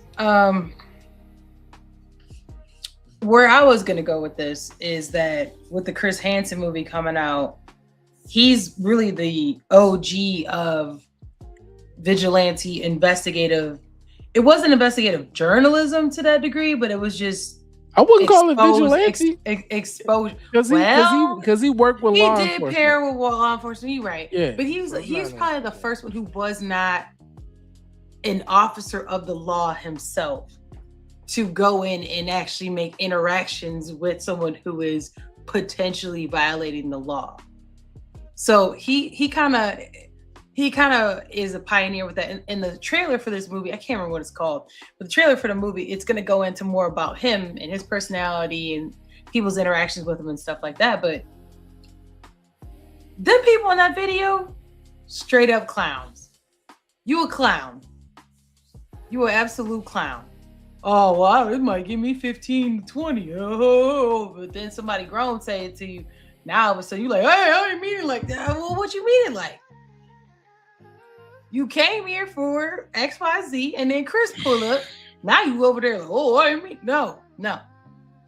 I think, like you said, Play Name, with the files that's happening and the PDF files, and the fact that the PDF files have been there the whole time, but it's not even just, it could be, your parents always told you it could be anybody, but it's just really in the forefront, like super in the forefront everywhere. And these people with access, money, influence, power, it's a lot. Now I think this movie gonna hit because they're dropping it at a great time. So that was what I had with that. I think this movie gonna hit. No, that's real. It's a great time for it to drop. Smart marketing. Real. And bottom line is that, you know, we got, like, everybody wants to lean in on the files, right? And because you want to find one name and you'll bypass 36 because it's not the name you're looking for, right? And that's the problem I have, because I'm like, pedophilia has been an issue. All of them. Go get all of them. Issue. I mean, I'm gonna be 100. I've had conversations with Cassius Pay about my high school experience, about how I barely can get a bitch because all the older guys was getting the chicks that I wanted. They was coming to pick them up from the high school. Now, granted, you ain't the only one. I mean, shit. Like, I had people come up to the basketball court. They was driving cars. You know, I'm in middle school, picking up. Bro, listen, that's insane. Listen. It's always been an issue. Like Jim, it's always been an issue. I'm talking about like I'm like, damn, how much dope I gotta sell and how many cars I gotta buy for a chick my age to look at me, because there ain't no competition. Yeah, like what can I do when I'm 13 and her boyfriend 22? What can I do with that, Jim? Nothing. So it's a different Go find somebody not at your school. It's a different kind of pedophilia. And go find Nunu. You got to go find Nunu. no one talks about that. No one talks about that. And I feel like there's so many stories out there where women can actually have that conversation where it's like, yeah, I was 14 and my boyfriend was 27. Like, it's so many stories out there like that, but no one's in the hood gonna tell that story. Because mama was, and keep it real, mama bills and they mama paid. knew, right? No, mama and was getting paid. Knew. Mama bills is getting paid throughout that shit. She basically sold her daughter in a different way. Well, he take care of his business, and then she ended up having a baby by him or whatever. And then they always came back to me and Cassius paid later. 2 kids in. They always came back. They always, playing Dame. I understand, baby. I was in a whole nother mind space. Baby, listen, I'm gonna treat you just like homeboy treated you at 27 when you was 14, but now you're 22 and we the same age. I'm treating you the same way. And that's part of the reason why I found my spouse and I'm where I'm at now, because at 14 I was living like I was 28, right? We had a GTA cheat code in our day. Might be saying too much, but I'm just saying. It's Pinot Grigio got me saying a few things. But so I agree with you on especially not a lot of women that talk about it. Now, to give background for me, I didn't go to school where that was okay. My community would have never allowed anybody who was not part of the community or older or whatever to come pull up to the high school or any events. The dads and parents would have been on them. So I didn't experience that. I actually didn't know that was a thing until I went to college, and the chick's like, yeah, my boyfriend pulling up, and it was a 50-year-old man. I said, look, your James ain't crispy enough for all this, baby. I don't know what you doing, but Jim, let me tell you this story. My freshman year in high school, out right? of 18. I had a pretty a very extra beautiful female that was Arab that I was talking to, right? Her boyfriend was 32 years old and he drives the Lamborghini. How in the fuck am I supposed to compete with that? You're not. You're supposed to come over and break her off and go on about your day. No, she like listen. She liked me more than him. She liked me more than him. That. Nah. We did a lot of interesting shit in study hall. Nope. Did a lot of interesting shit. I was in a high school that was huge, so we did a lot of fun shit in that high school. But I walked her to the door and I waited for this fucking blue Lamborghini to come pick her up. This guy had like 7 gas stations. How the hell am I gonna compete with that? You're not. So in the hood, it's different than the Chris Hansen situation. It's different, but it's the same at the same time, because it's like, you 27, 28, you successful. What the hell do you want with a high schooler? What the hell do you want with a junior high child? Like, what do you want with them? And that's it, and it's so funny because keep in mind, if that's what was going on in the inner city, what the hell do y'all think was going on in Congress and DC with a lot of these politicians? What do you think was going on? What do you think? I mean, so that's why I'm like, this movie is so important in so many different levels that I can't wait to see this. Can't wait to see this.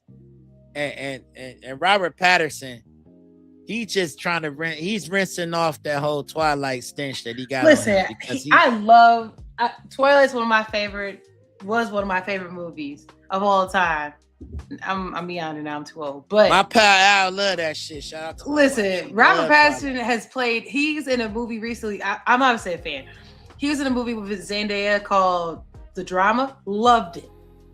Totally, like I'm a fan. But this Chris Hansen and the way he's about to be out here, way he's about to be out here is about to be crazy. So shout out to them doing a movie that's a little bit different. I am curious to learn more about Chris Hansen and learn more about the production and maybe even how they came up with the concept. Is what was the name of that other movie? The Sound of something. The sound of. I know what you're talking about. Hold on, let me look it up. I have no idea. But they tried to ban the hell out of that movie because it was about how they transported children for sexual abuse. And for some reason they wanted it in limited theaters, but it still was a successful film. It was very successful, and people supported it. I'm gonna watch that shit again. Actually, that's a really just like this. It wasn't the Sound of Fury. It was the sound of something. I'm gonna tell you in a second. Hold on. Thank you, sir. Because we want it on wax, so we can big Sound up of Freedom. The show. Yes. Yep. Sound of Freedom. Yep. Very good movie. I cried. Came out in 2023. I was a big bitch watching that because I got babies. You know what I mean? So there you that go. fucked with me. That fucked with me. And on top of that, as a person who definitely was like, I was a hood vigilante in my day. I was one of the good guy, bad guys, if you will.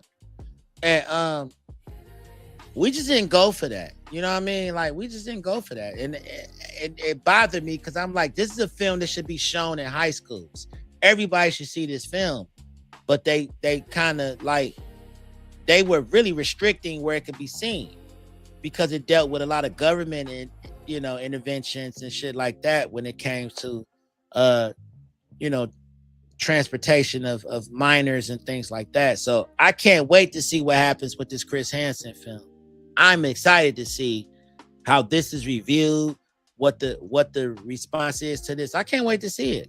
I can't wait to see how they react to this because Chris Hansen was exposing the hell out of people. I used to love watching his show. And then they just snatched it off after, for some reason, they said that he found more than 22 different people that worked in government that were engaging in this activity. Mm-hmm. More than 22. So, and then all of a sudden, the show just shut down. Political pressure is a motherfucker.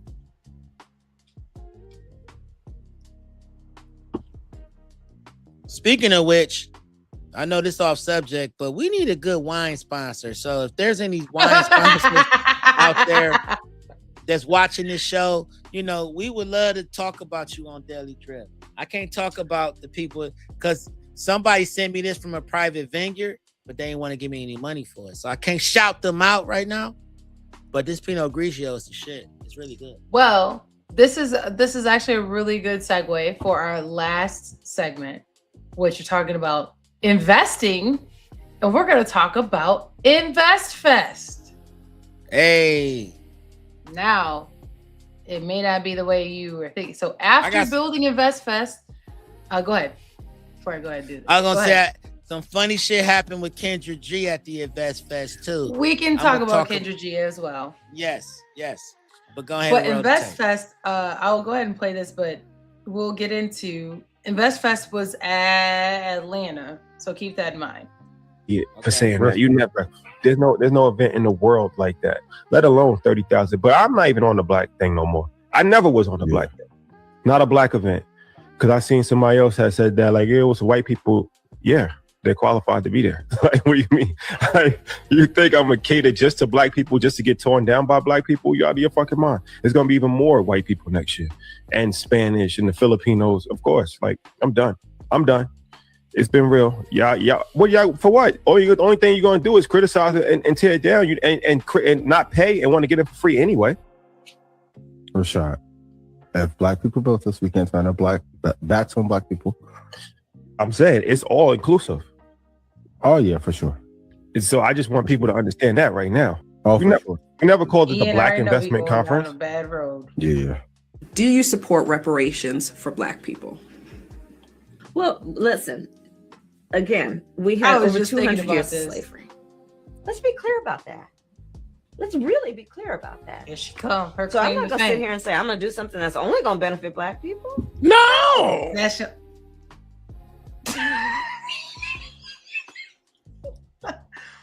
Let's talk about that for a second. Now, InvestFest. Now, a lot of people be like, oh, that is not inclusive to only market to black people. Here's the thing. I don't think it was ever made to market to black people. However, you went to the blackest city exactly. in America. You know what you was doing. Actually do it. So meaning that you were trying to use that economy. The mayor of Atlanta was like, So they got a problem with this. Come to find out, another thing he said on the Breakfast Club was that Atlanta really didn't help sponsors. They didn't give us enough police force or donate and give us stuff. And the mayor was like, I ain't gotta give you nothing. You brought InvestFest to my economy. You came here, bro. I didn't say InvestFest, please come here. Every year you've been coming here into this economy. So I just want to clear up why that was like paired up with Black people. And here's my thing. It's not about being Black to me. My whole stance before y'all get into it is, to me, he's writing a check on his brand that his ass might not be able to cash. Because all you had to do was just be cool. And now you're making it a big deal when you could have just moved InvestFest to another city that's more diverse. You could have just did that. Okay. Like you made it, you literally made it a big deal. Like you made it a big, because he went to the Black Breakfast Twitter, Club and started Black doing that. Instagram, Black TikTok. He already know where he moving at. Yeah, he's doing this stuff, I'm saying. For him to try to act like his core audience, the reason why he even popping, we'll say quote unquote, is not because of the Black community. The community. Exactly. He's not popping because of the Asian community or whoever he's trying to be open he wouldn't to. have had it in Atlanta. But I'm saying, There you go. Even if you pull that out, what are you doing? What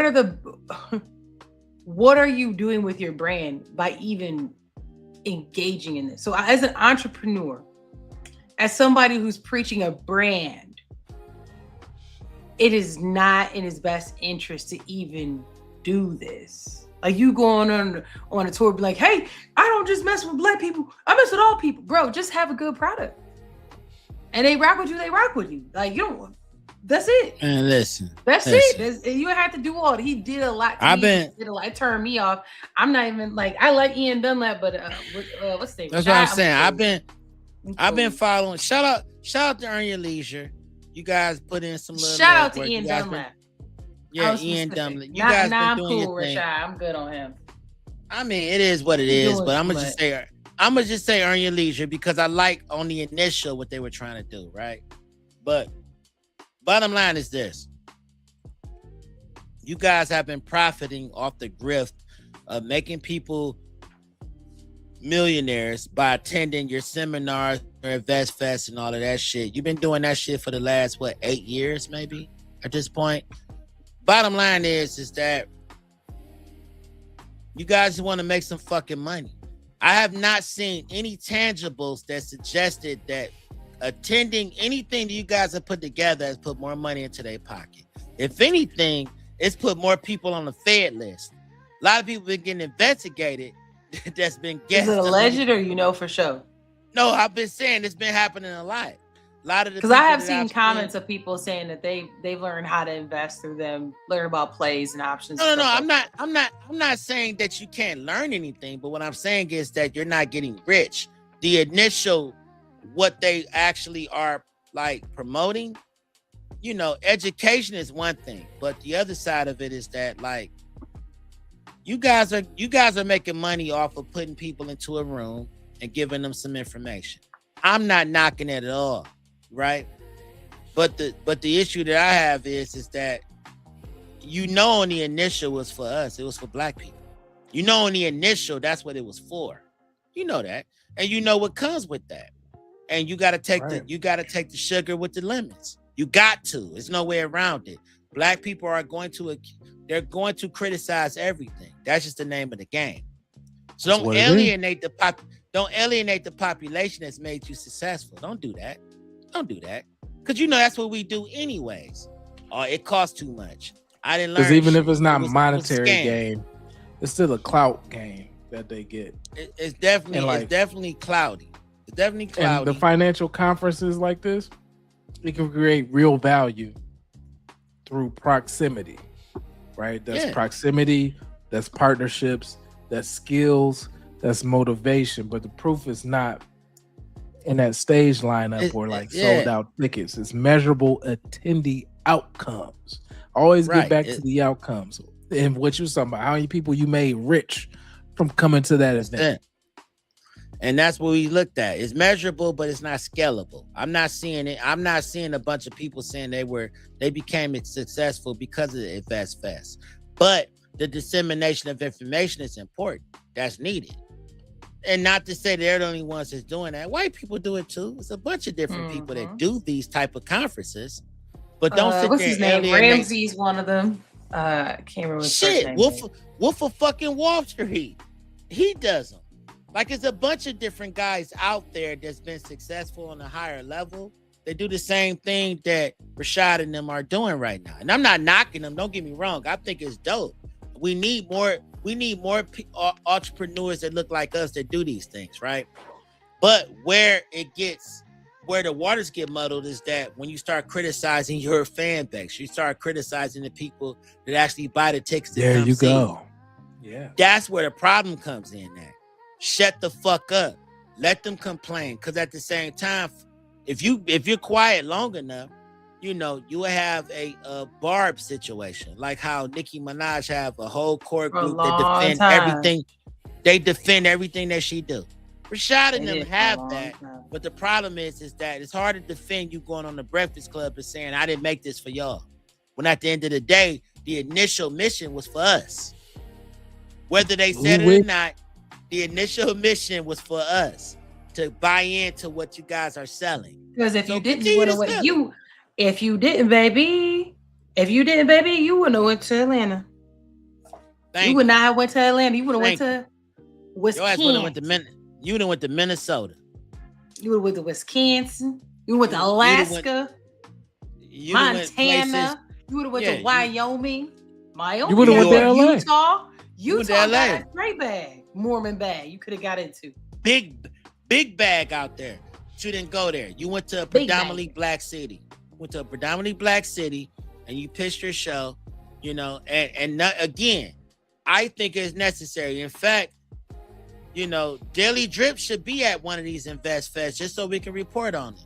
Because I think it's important to bring awareness to situations like that. Because we as a people, we're damn near 97. We're damn near 92% of the spending income of America. Black people are, right? Low key. We should know how to invest that money. So it's certain venues and avenues like this where people should be getting that information, right? Don't alienate those people. You went to fucking Atlanta, dog. There's not a bunch of white people out there. It's not a bunch of not a bunch of people out there. It's not a trailer park. Going to Atlanta. Guess where the second place it would have went to? DC. Right. And money. If they wasn't going there, they would have been to Philadelphia. And the money, it don't matter who the money come from. That's the thing. Like, your dollar is your dollar. So you isolated potential money is for no reason. Right. Chat, let us know. Do you think that financial conferences actually create wealth, or you think they just create customers? Now, here's the thing. In this instance, and from my lens, he ain't do neither. He ain't do neither because he talked too damn much. He talked too much. No. So, another question for y'all before we get up out of here. How much should an entrepreneur reveal about what they're building or about their actual thoughts? Do you think they should actually give all of those things? I'll give mine first. Some opinions are not needed at that time. For example, at the Breakfast Club, he ain't had to talk about Atlanta ain't do nothing for me. They ain't do all this. They ain't do group all chat that. shit. Group chat shit. Say that for your wife when you go home pillow talk. Say that for when y'all in y'all meetings together and y'all talking. Then you can hold somebody accountable for not doing the NDA and all that. That's where you talk about that. But you being like, Charlamagne, you know that folks don't support me and they always got something to say. I don't care. I ain't want to be there no way. You sound crazy bitter, but you still made money. No, you sound like you're part of. You sound like you're part of the talented 10th. Kendra G is the one who should be mad because baby. That's what that sounds like. It was That looking sounds real like people who meow. believe that there are segregations and separations and people that look like us. When you get pulled over, you will be the exact same, whether you are in a Hyundai Sonata or a Lamborghini Supreme. It will be the same. The bottom line of it is the conference is worth it when it helps you make a profitable action. If it only gives you quotes, selfies, and another person to follow, and you just bought motivation, because that's all that they was selling out there. That's it. It's not a wealth plan. Information and motivation. That's it. That's what those are for. That's the whole point of it. Is to you can do it too. Your inner investor, rich dad. your inner rich dad, poor dad, your inner entrepreneur. That's the whole point of it, is to nurture that and say, hey, these are your options that you can utilize to get you to where you need to be. That's the whole point of it. And the 1%, like every like then there'll be a 1% that might spark something for them to do something. Cool. Right. But that's 1%. Everybody else paid they $500, $1,000 for a ticket. Right. I've been to these conferences. I didn't go to InvestFest, but I've been to these conferences. I've been to similar shit like this. Right. And it's the same thing. They give you the information. They let you know what banks are friendly towards people with ideas. They do all of that kind of shit, right? You're not gonna get rich after leaving there 6 months from there, because you can pray all day, but the work got to be involved in it, and that's just it. Yeah, and the information that they give you there is basically a Google search or an AI search away. A lot of it is aggregated information, AI. So that's why I'm like, he fucking up his brand by even going on I mean, he talking could have Charlamagne, but you didn't have to. You ain't had to talk. We had to talk like that. You could have just said, you know what, based on the turnout this year, I think we could do something. We might shake it up a little bit. We can shake it up. We might be moving it around from year to year, different places to see. You know, we want to get everybody involved with it. Like if you a sales, we taking it worldwide. Yeah, you're partially salesman, and you kind of suck at that part. And we gonna go ahead and because this came from Daily Drip Show. We came up with this fucking idea. If you do it, pay us, motherfucker. This is where I'm at. Grigio talking. No, I'm saying this on some real shit because at the end of the day, if they would have took InvestFest and partnered with Essence Fest and did a cruise and did different like that, things like that, because at the end of the day, you can sit there and pretend like you pushing this to white, Oriental, Arab, and other people of different persuasions. At the end of the day, black people is what put you in the position that you're in. So at the end of the day, you need to go where we are. So you should have been pushing this at Essence Fest. You know what? I think, I think they are leaning to that because that's why they did the Kendra G thing. And if you want to talk about Kendra G, you can. I can give a synopsis if you have any. I don't really have a whole lot to say about it, but I think that's I'm gonna why. give it. I'm gonna give it, and it's the saddest shit ever, y'all. Kendra G whole situation is that she's basically on some I'm gonna help you guys get married. I'm gonna help you guys develop a relationship, and you can do that with people who are of means. So that's why Kendra G went to InvestFest and said, hey, I'm going to go ahead and have you guys come into a room, pay me, and I'm going to put you in position to talk to millionaires that actually want to date you. And I'm like, the grift, no one saw the grift from a mile away like I did. Millionaires don't go to dates like that. They pay for okay, we gonna. They don't need to do that shit. They don't need to do that. Everybody I know that got some money, they got bitches. They don't have to go to look to date anybody. No, I'm just being honest. You don't have to. Let's be real. I don't need a Kendra G to find me a bitch. I'm just gonna make it happen. My guys that ain't even got millions, they got a few thousand. They might even be sitting on 15,000. Poverty is their friend. They shoot somebody $200, that's their bitch for the whole year. Let's just be 100 about it. So Kendra G, she like, yeah, I know where all the millionaires are gonna be. They're gonna be at InvestFest. Buy my ticket, come to my show, and I'm going to help you find a date. Meanwhile, she was supposed to pay some people to lie to say that they had millions of dollars. She was gonna need some fluffers in there in order to make that what work. Happened was Because there's no millionaires gonna sit in there any damn. Dude, you in a sea of about maybe 50 women, you saw 6 guys. Right? Posing. Posing. Ass. They in the pictures like this with funny ass haircuts and weird ass outfits. Oh, showing shit. they ain't had Yeah, no that motherfucker broke right there.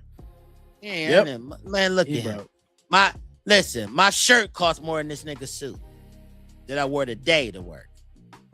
And I ain't bragging, y'all. I'm just being 100. Just being 100. Like Kendra G was doing some false advertisement. You know what I mean? Then my dude right there, he showed up in his doctor's uniform.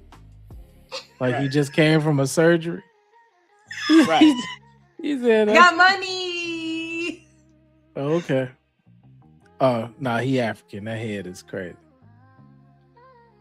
He wearing shorts. No. Nope. Get him the fuck out of Get him the fuck out of here. No.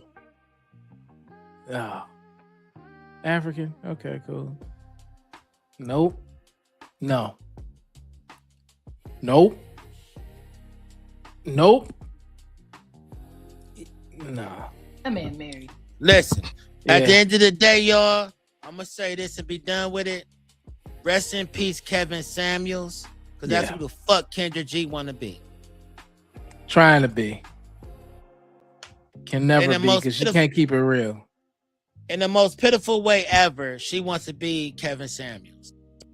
Because everything he's saying rang true. Now you got women who don't even have a husband, not dating anybody actively, no real proof of purchase that anything they're talking about works, is actually telling you who to date. She ain't even got nobody. I was gonna say she ain't got no man.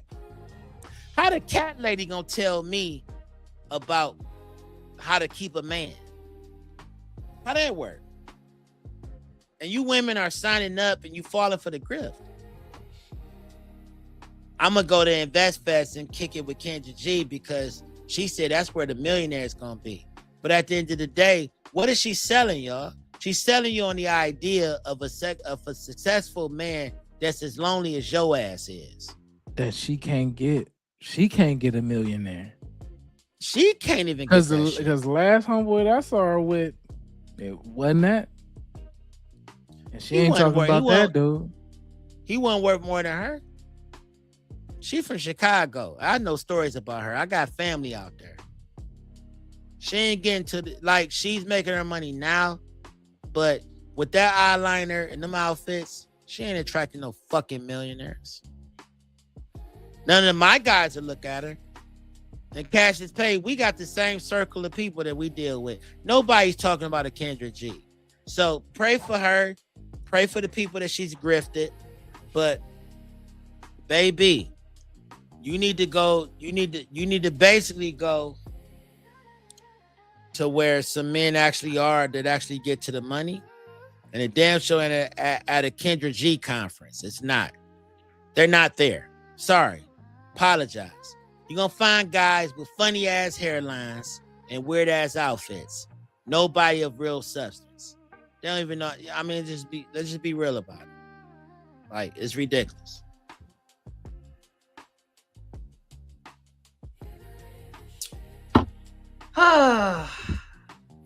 Listen. Sorry. I know she's trying to help women. I will say this before. Here's my last trip. My thought process has been, as I've gotten more tenured in life. I'm gonna say older or say tenured in life. Right. Is that you get more lunch bought for you than the average bitch is going to Kendra G. So like cheese, like so cheese. it's to. I personally, it's not that you can't learn something from someone. You can learn something from anyone, no matter what age. Right. I've learned That's something 100. from a 5-year-old, right? Like the way That's their real. perception is. Okay. That's real. However, I'm not going to model my life or my goals towards someone who's not leaning in or living the path in which I look to serve. So if Kendra G, if my path, like let's say my ambitions is to be a wife, a mother, and whatever else, right? She is neither of those things. So if I were to follow down her path, it is up to nobody but me, because I chose someone who's not modeling the life in which I want to go to. So how can they help guide you if this is not the path that they themselves see themselves on? And it's not a bad thing. It's not. I'm not saying it's a bad thing. I'm just saying you also have to be accountable in spaces and people in which you put in your vicinity. And so if you go into a Kendra G situation, singles, we're gonna do that. Okay, but do you want to be like Kendra G? If the answer is yes, you think she's living a great life, cool, go do it, go kick it, you know what I'm saying? Do even things. taking out the marriage part, can you even successfully be with the person for more than we'll give it 3 years? Success is subjective, right? No, it's not. Some people's relationships are all different. I'm gonna say this and be done with it. Shout out to the lonely bitches that bought Kendra G her yellow Rolls Royce. Shout out to the lonely bitches that got her Bentley. Oh my goodness. Shout out to the lonely bitches that paid for her penthouse apartment in Chicago. Like, bottom line is, you guys are funding her lifestyle, you know, and at the end of the day, you still dealing with Stanley, Jerry, and Fred that's running through y'all asses. Y'all haven't changed up nothing how y'all moving. Y'all ain't changed up how y'all dating. Y'all still dealing with the same. Y'all still dealing with the same brokey bums that you've been dealing with, you know. But shout out to Kendra G for acting like she wants to help you guys. She's getting money. She's getting money, and that might be her end goal. So she's doing her golden path, and that's her goal. Rest in peace, Kevin her Samuels. Her goal is to try to replace Kevin Samuels and put on a skirt. Ain't that's because he lit her ass Godfather. up too. Like that's what I'm saying. That's what I'm saying. That's what I'm saying. He did. He torched her ass, and then she tried to become him after my man passed away. And get your money, baby. It clicked for her when she started looking at everybody saying what the hell they want, and she can't get what she want, and she got more than what they got. Because it don't work like that. So shout out to you, baby girl. You found the grip that works for you. Keep doing it. It is what it is. Daily Drip Show. We support the hustle, but we don't support the message, because at the end of the day, your average female or male, for that matter, you guys got to become more authentic with how you meet people, because unfortunately, life is not as easy as swiping left and swiping right.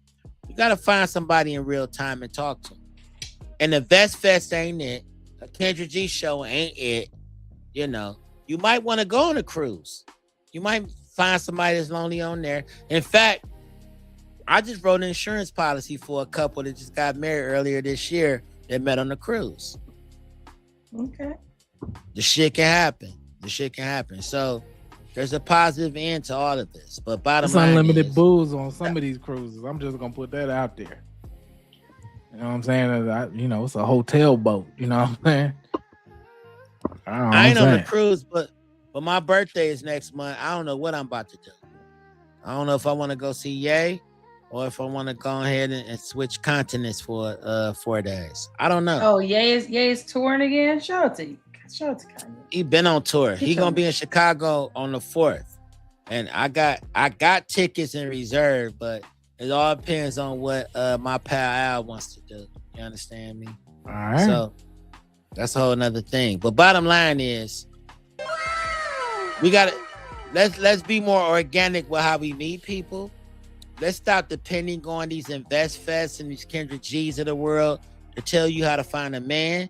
Let's change our mindsets. Let's stop trying to look at TikTok and YouTube and Instagram. Shout out to YouTube because they got us on, we doing our thing with YouTube. Checks look good. But bottom line is that we can't sit there and depend on what somebody is telling us within the algorithm on how to meet our special someone. Sometimes you got to get organic with it and go to the farmer's market and go to the library. Hell, go to the courthouse. I don't know. Go somewhere and meet somebody organically and find your person, right? Just meet people where they're at instead of thinking that they're supposed to be where you think that they should be. That's it. That's the thing. That's it. You're getting dressed and going to the grocery store. You ain't gonna meet somebody at the grocery store because people who got means, they not ordering, or they not going to the store and picking shit up unless they have. And let me say this. Shout out to hopefully y'all still together, but Plain Dane was at Tacos and Tequila, and in between a set of watching the artist.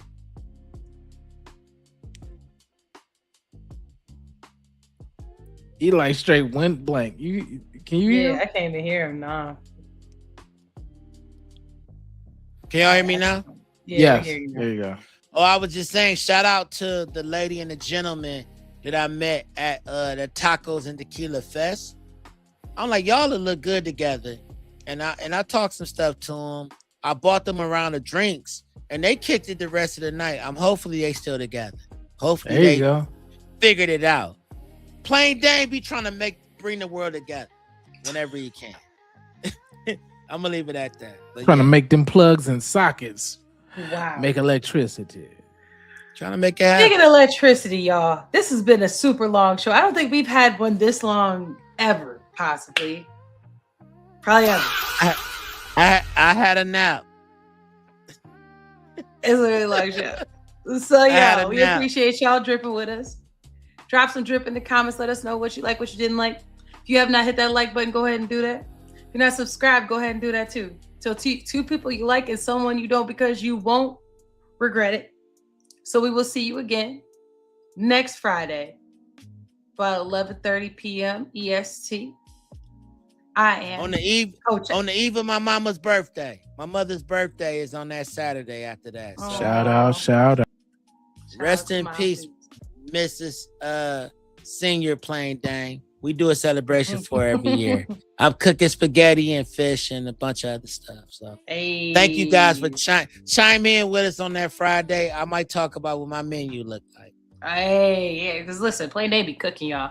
Check out the socials below. I am your co-host, Jim Jones. In the background is Cassius Pay, and this is my co-host. Let them know who you are, where you be. Plain Dane. For your insurance needs too. For your entrepreneurial needs as well. I just want to help the world. I want to do unlike Kendra G. I'm not about to sell you false promises. I'm trying to make it happen, y'all. She gonna talk about us terrible. Shout out to her. All right, y'all. We'll see y'all again next Friday. Thanks for dripping with us. Check out the socials below. Hit that like button. We'll see y'all next Friday. Bye.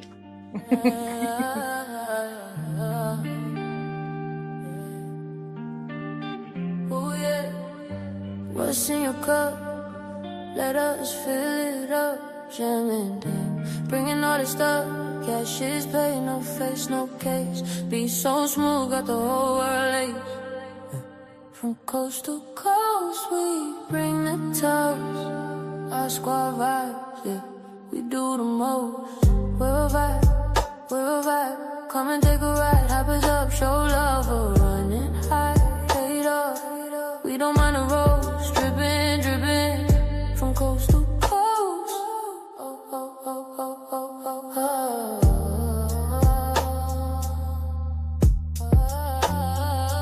Valley nights, incense glow, deep bases, feel it flow. Drip, yeah, we let it show. Our squad, let the rhythm grow. Everything, yeah, we hit the boats, raise your cups, yeah, let's make a toast.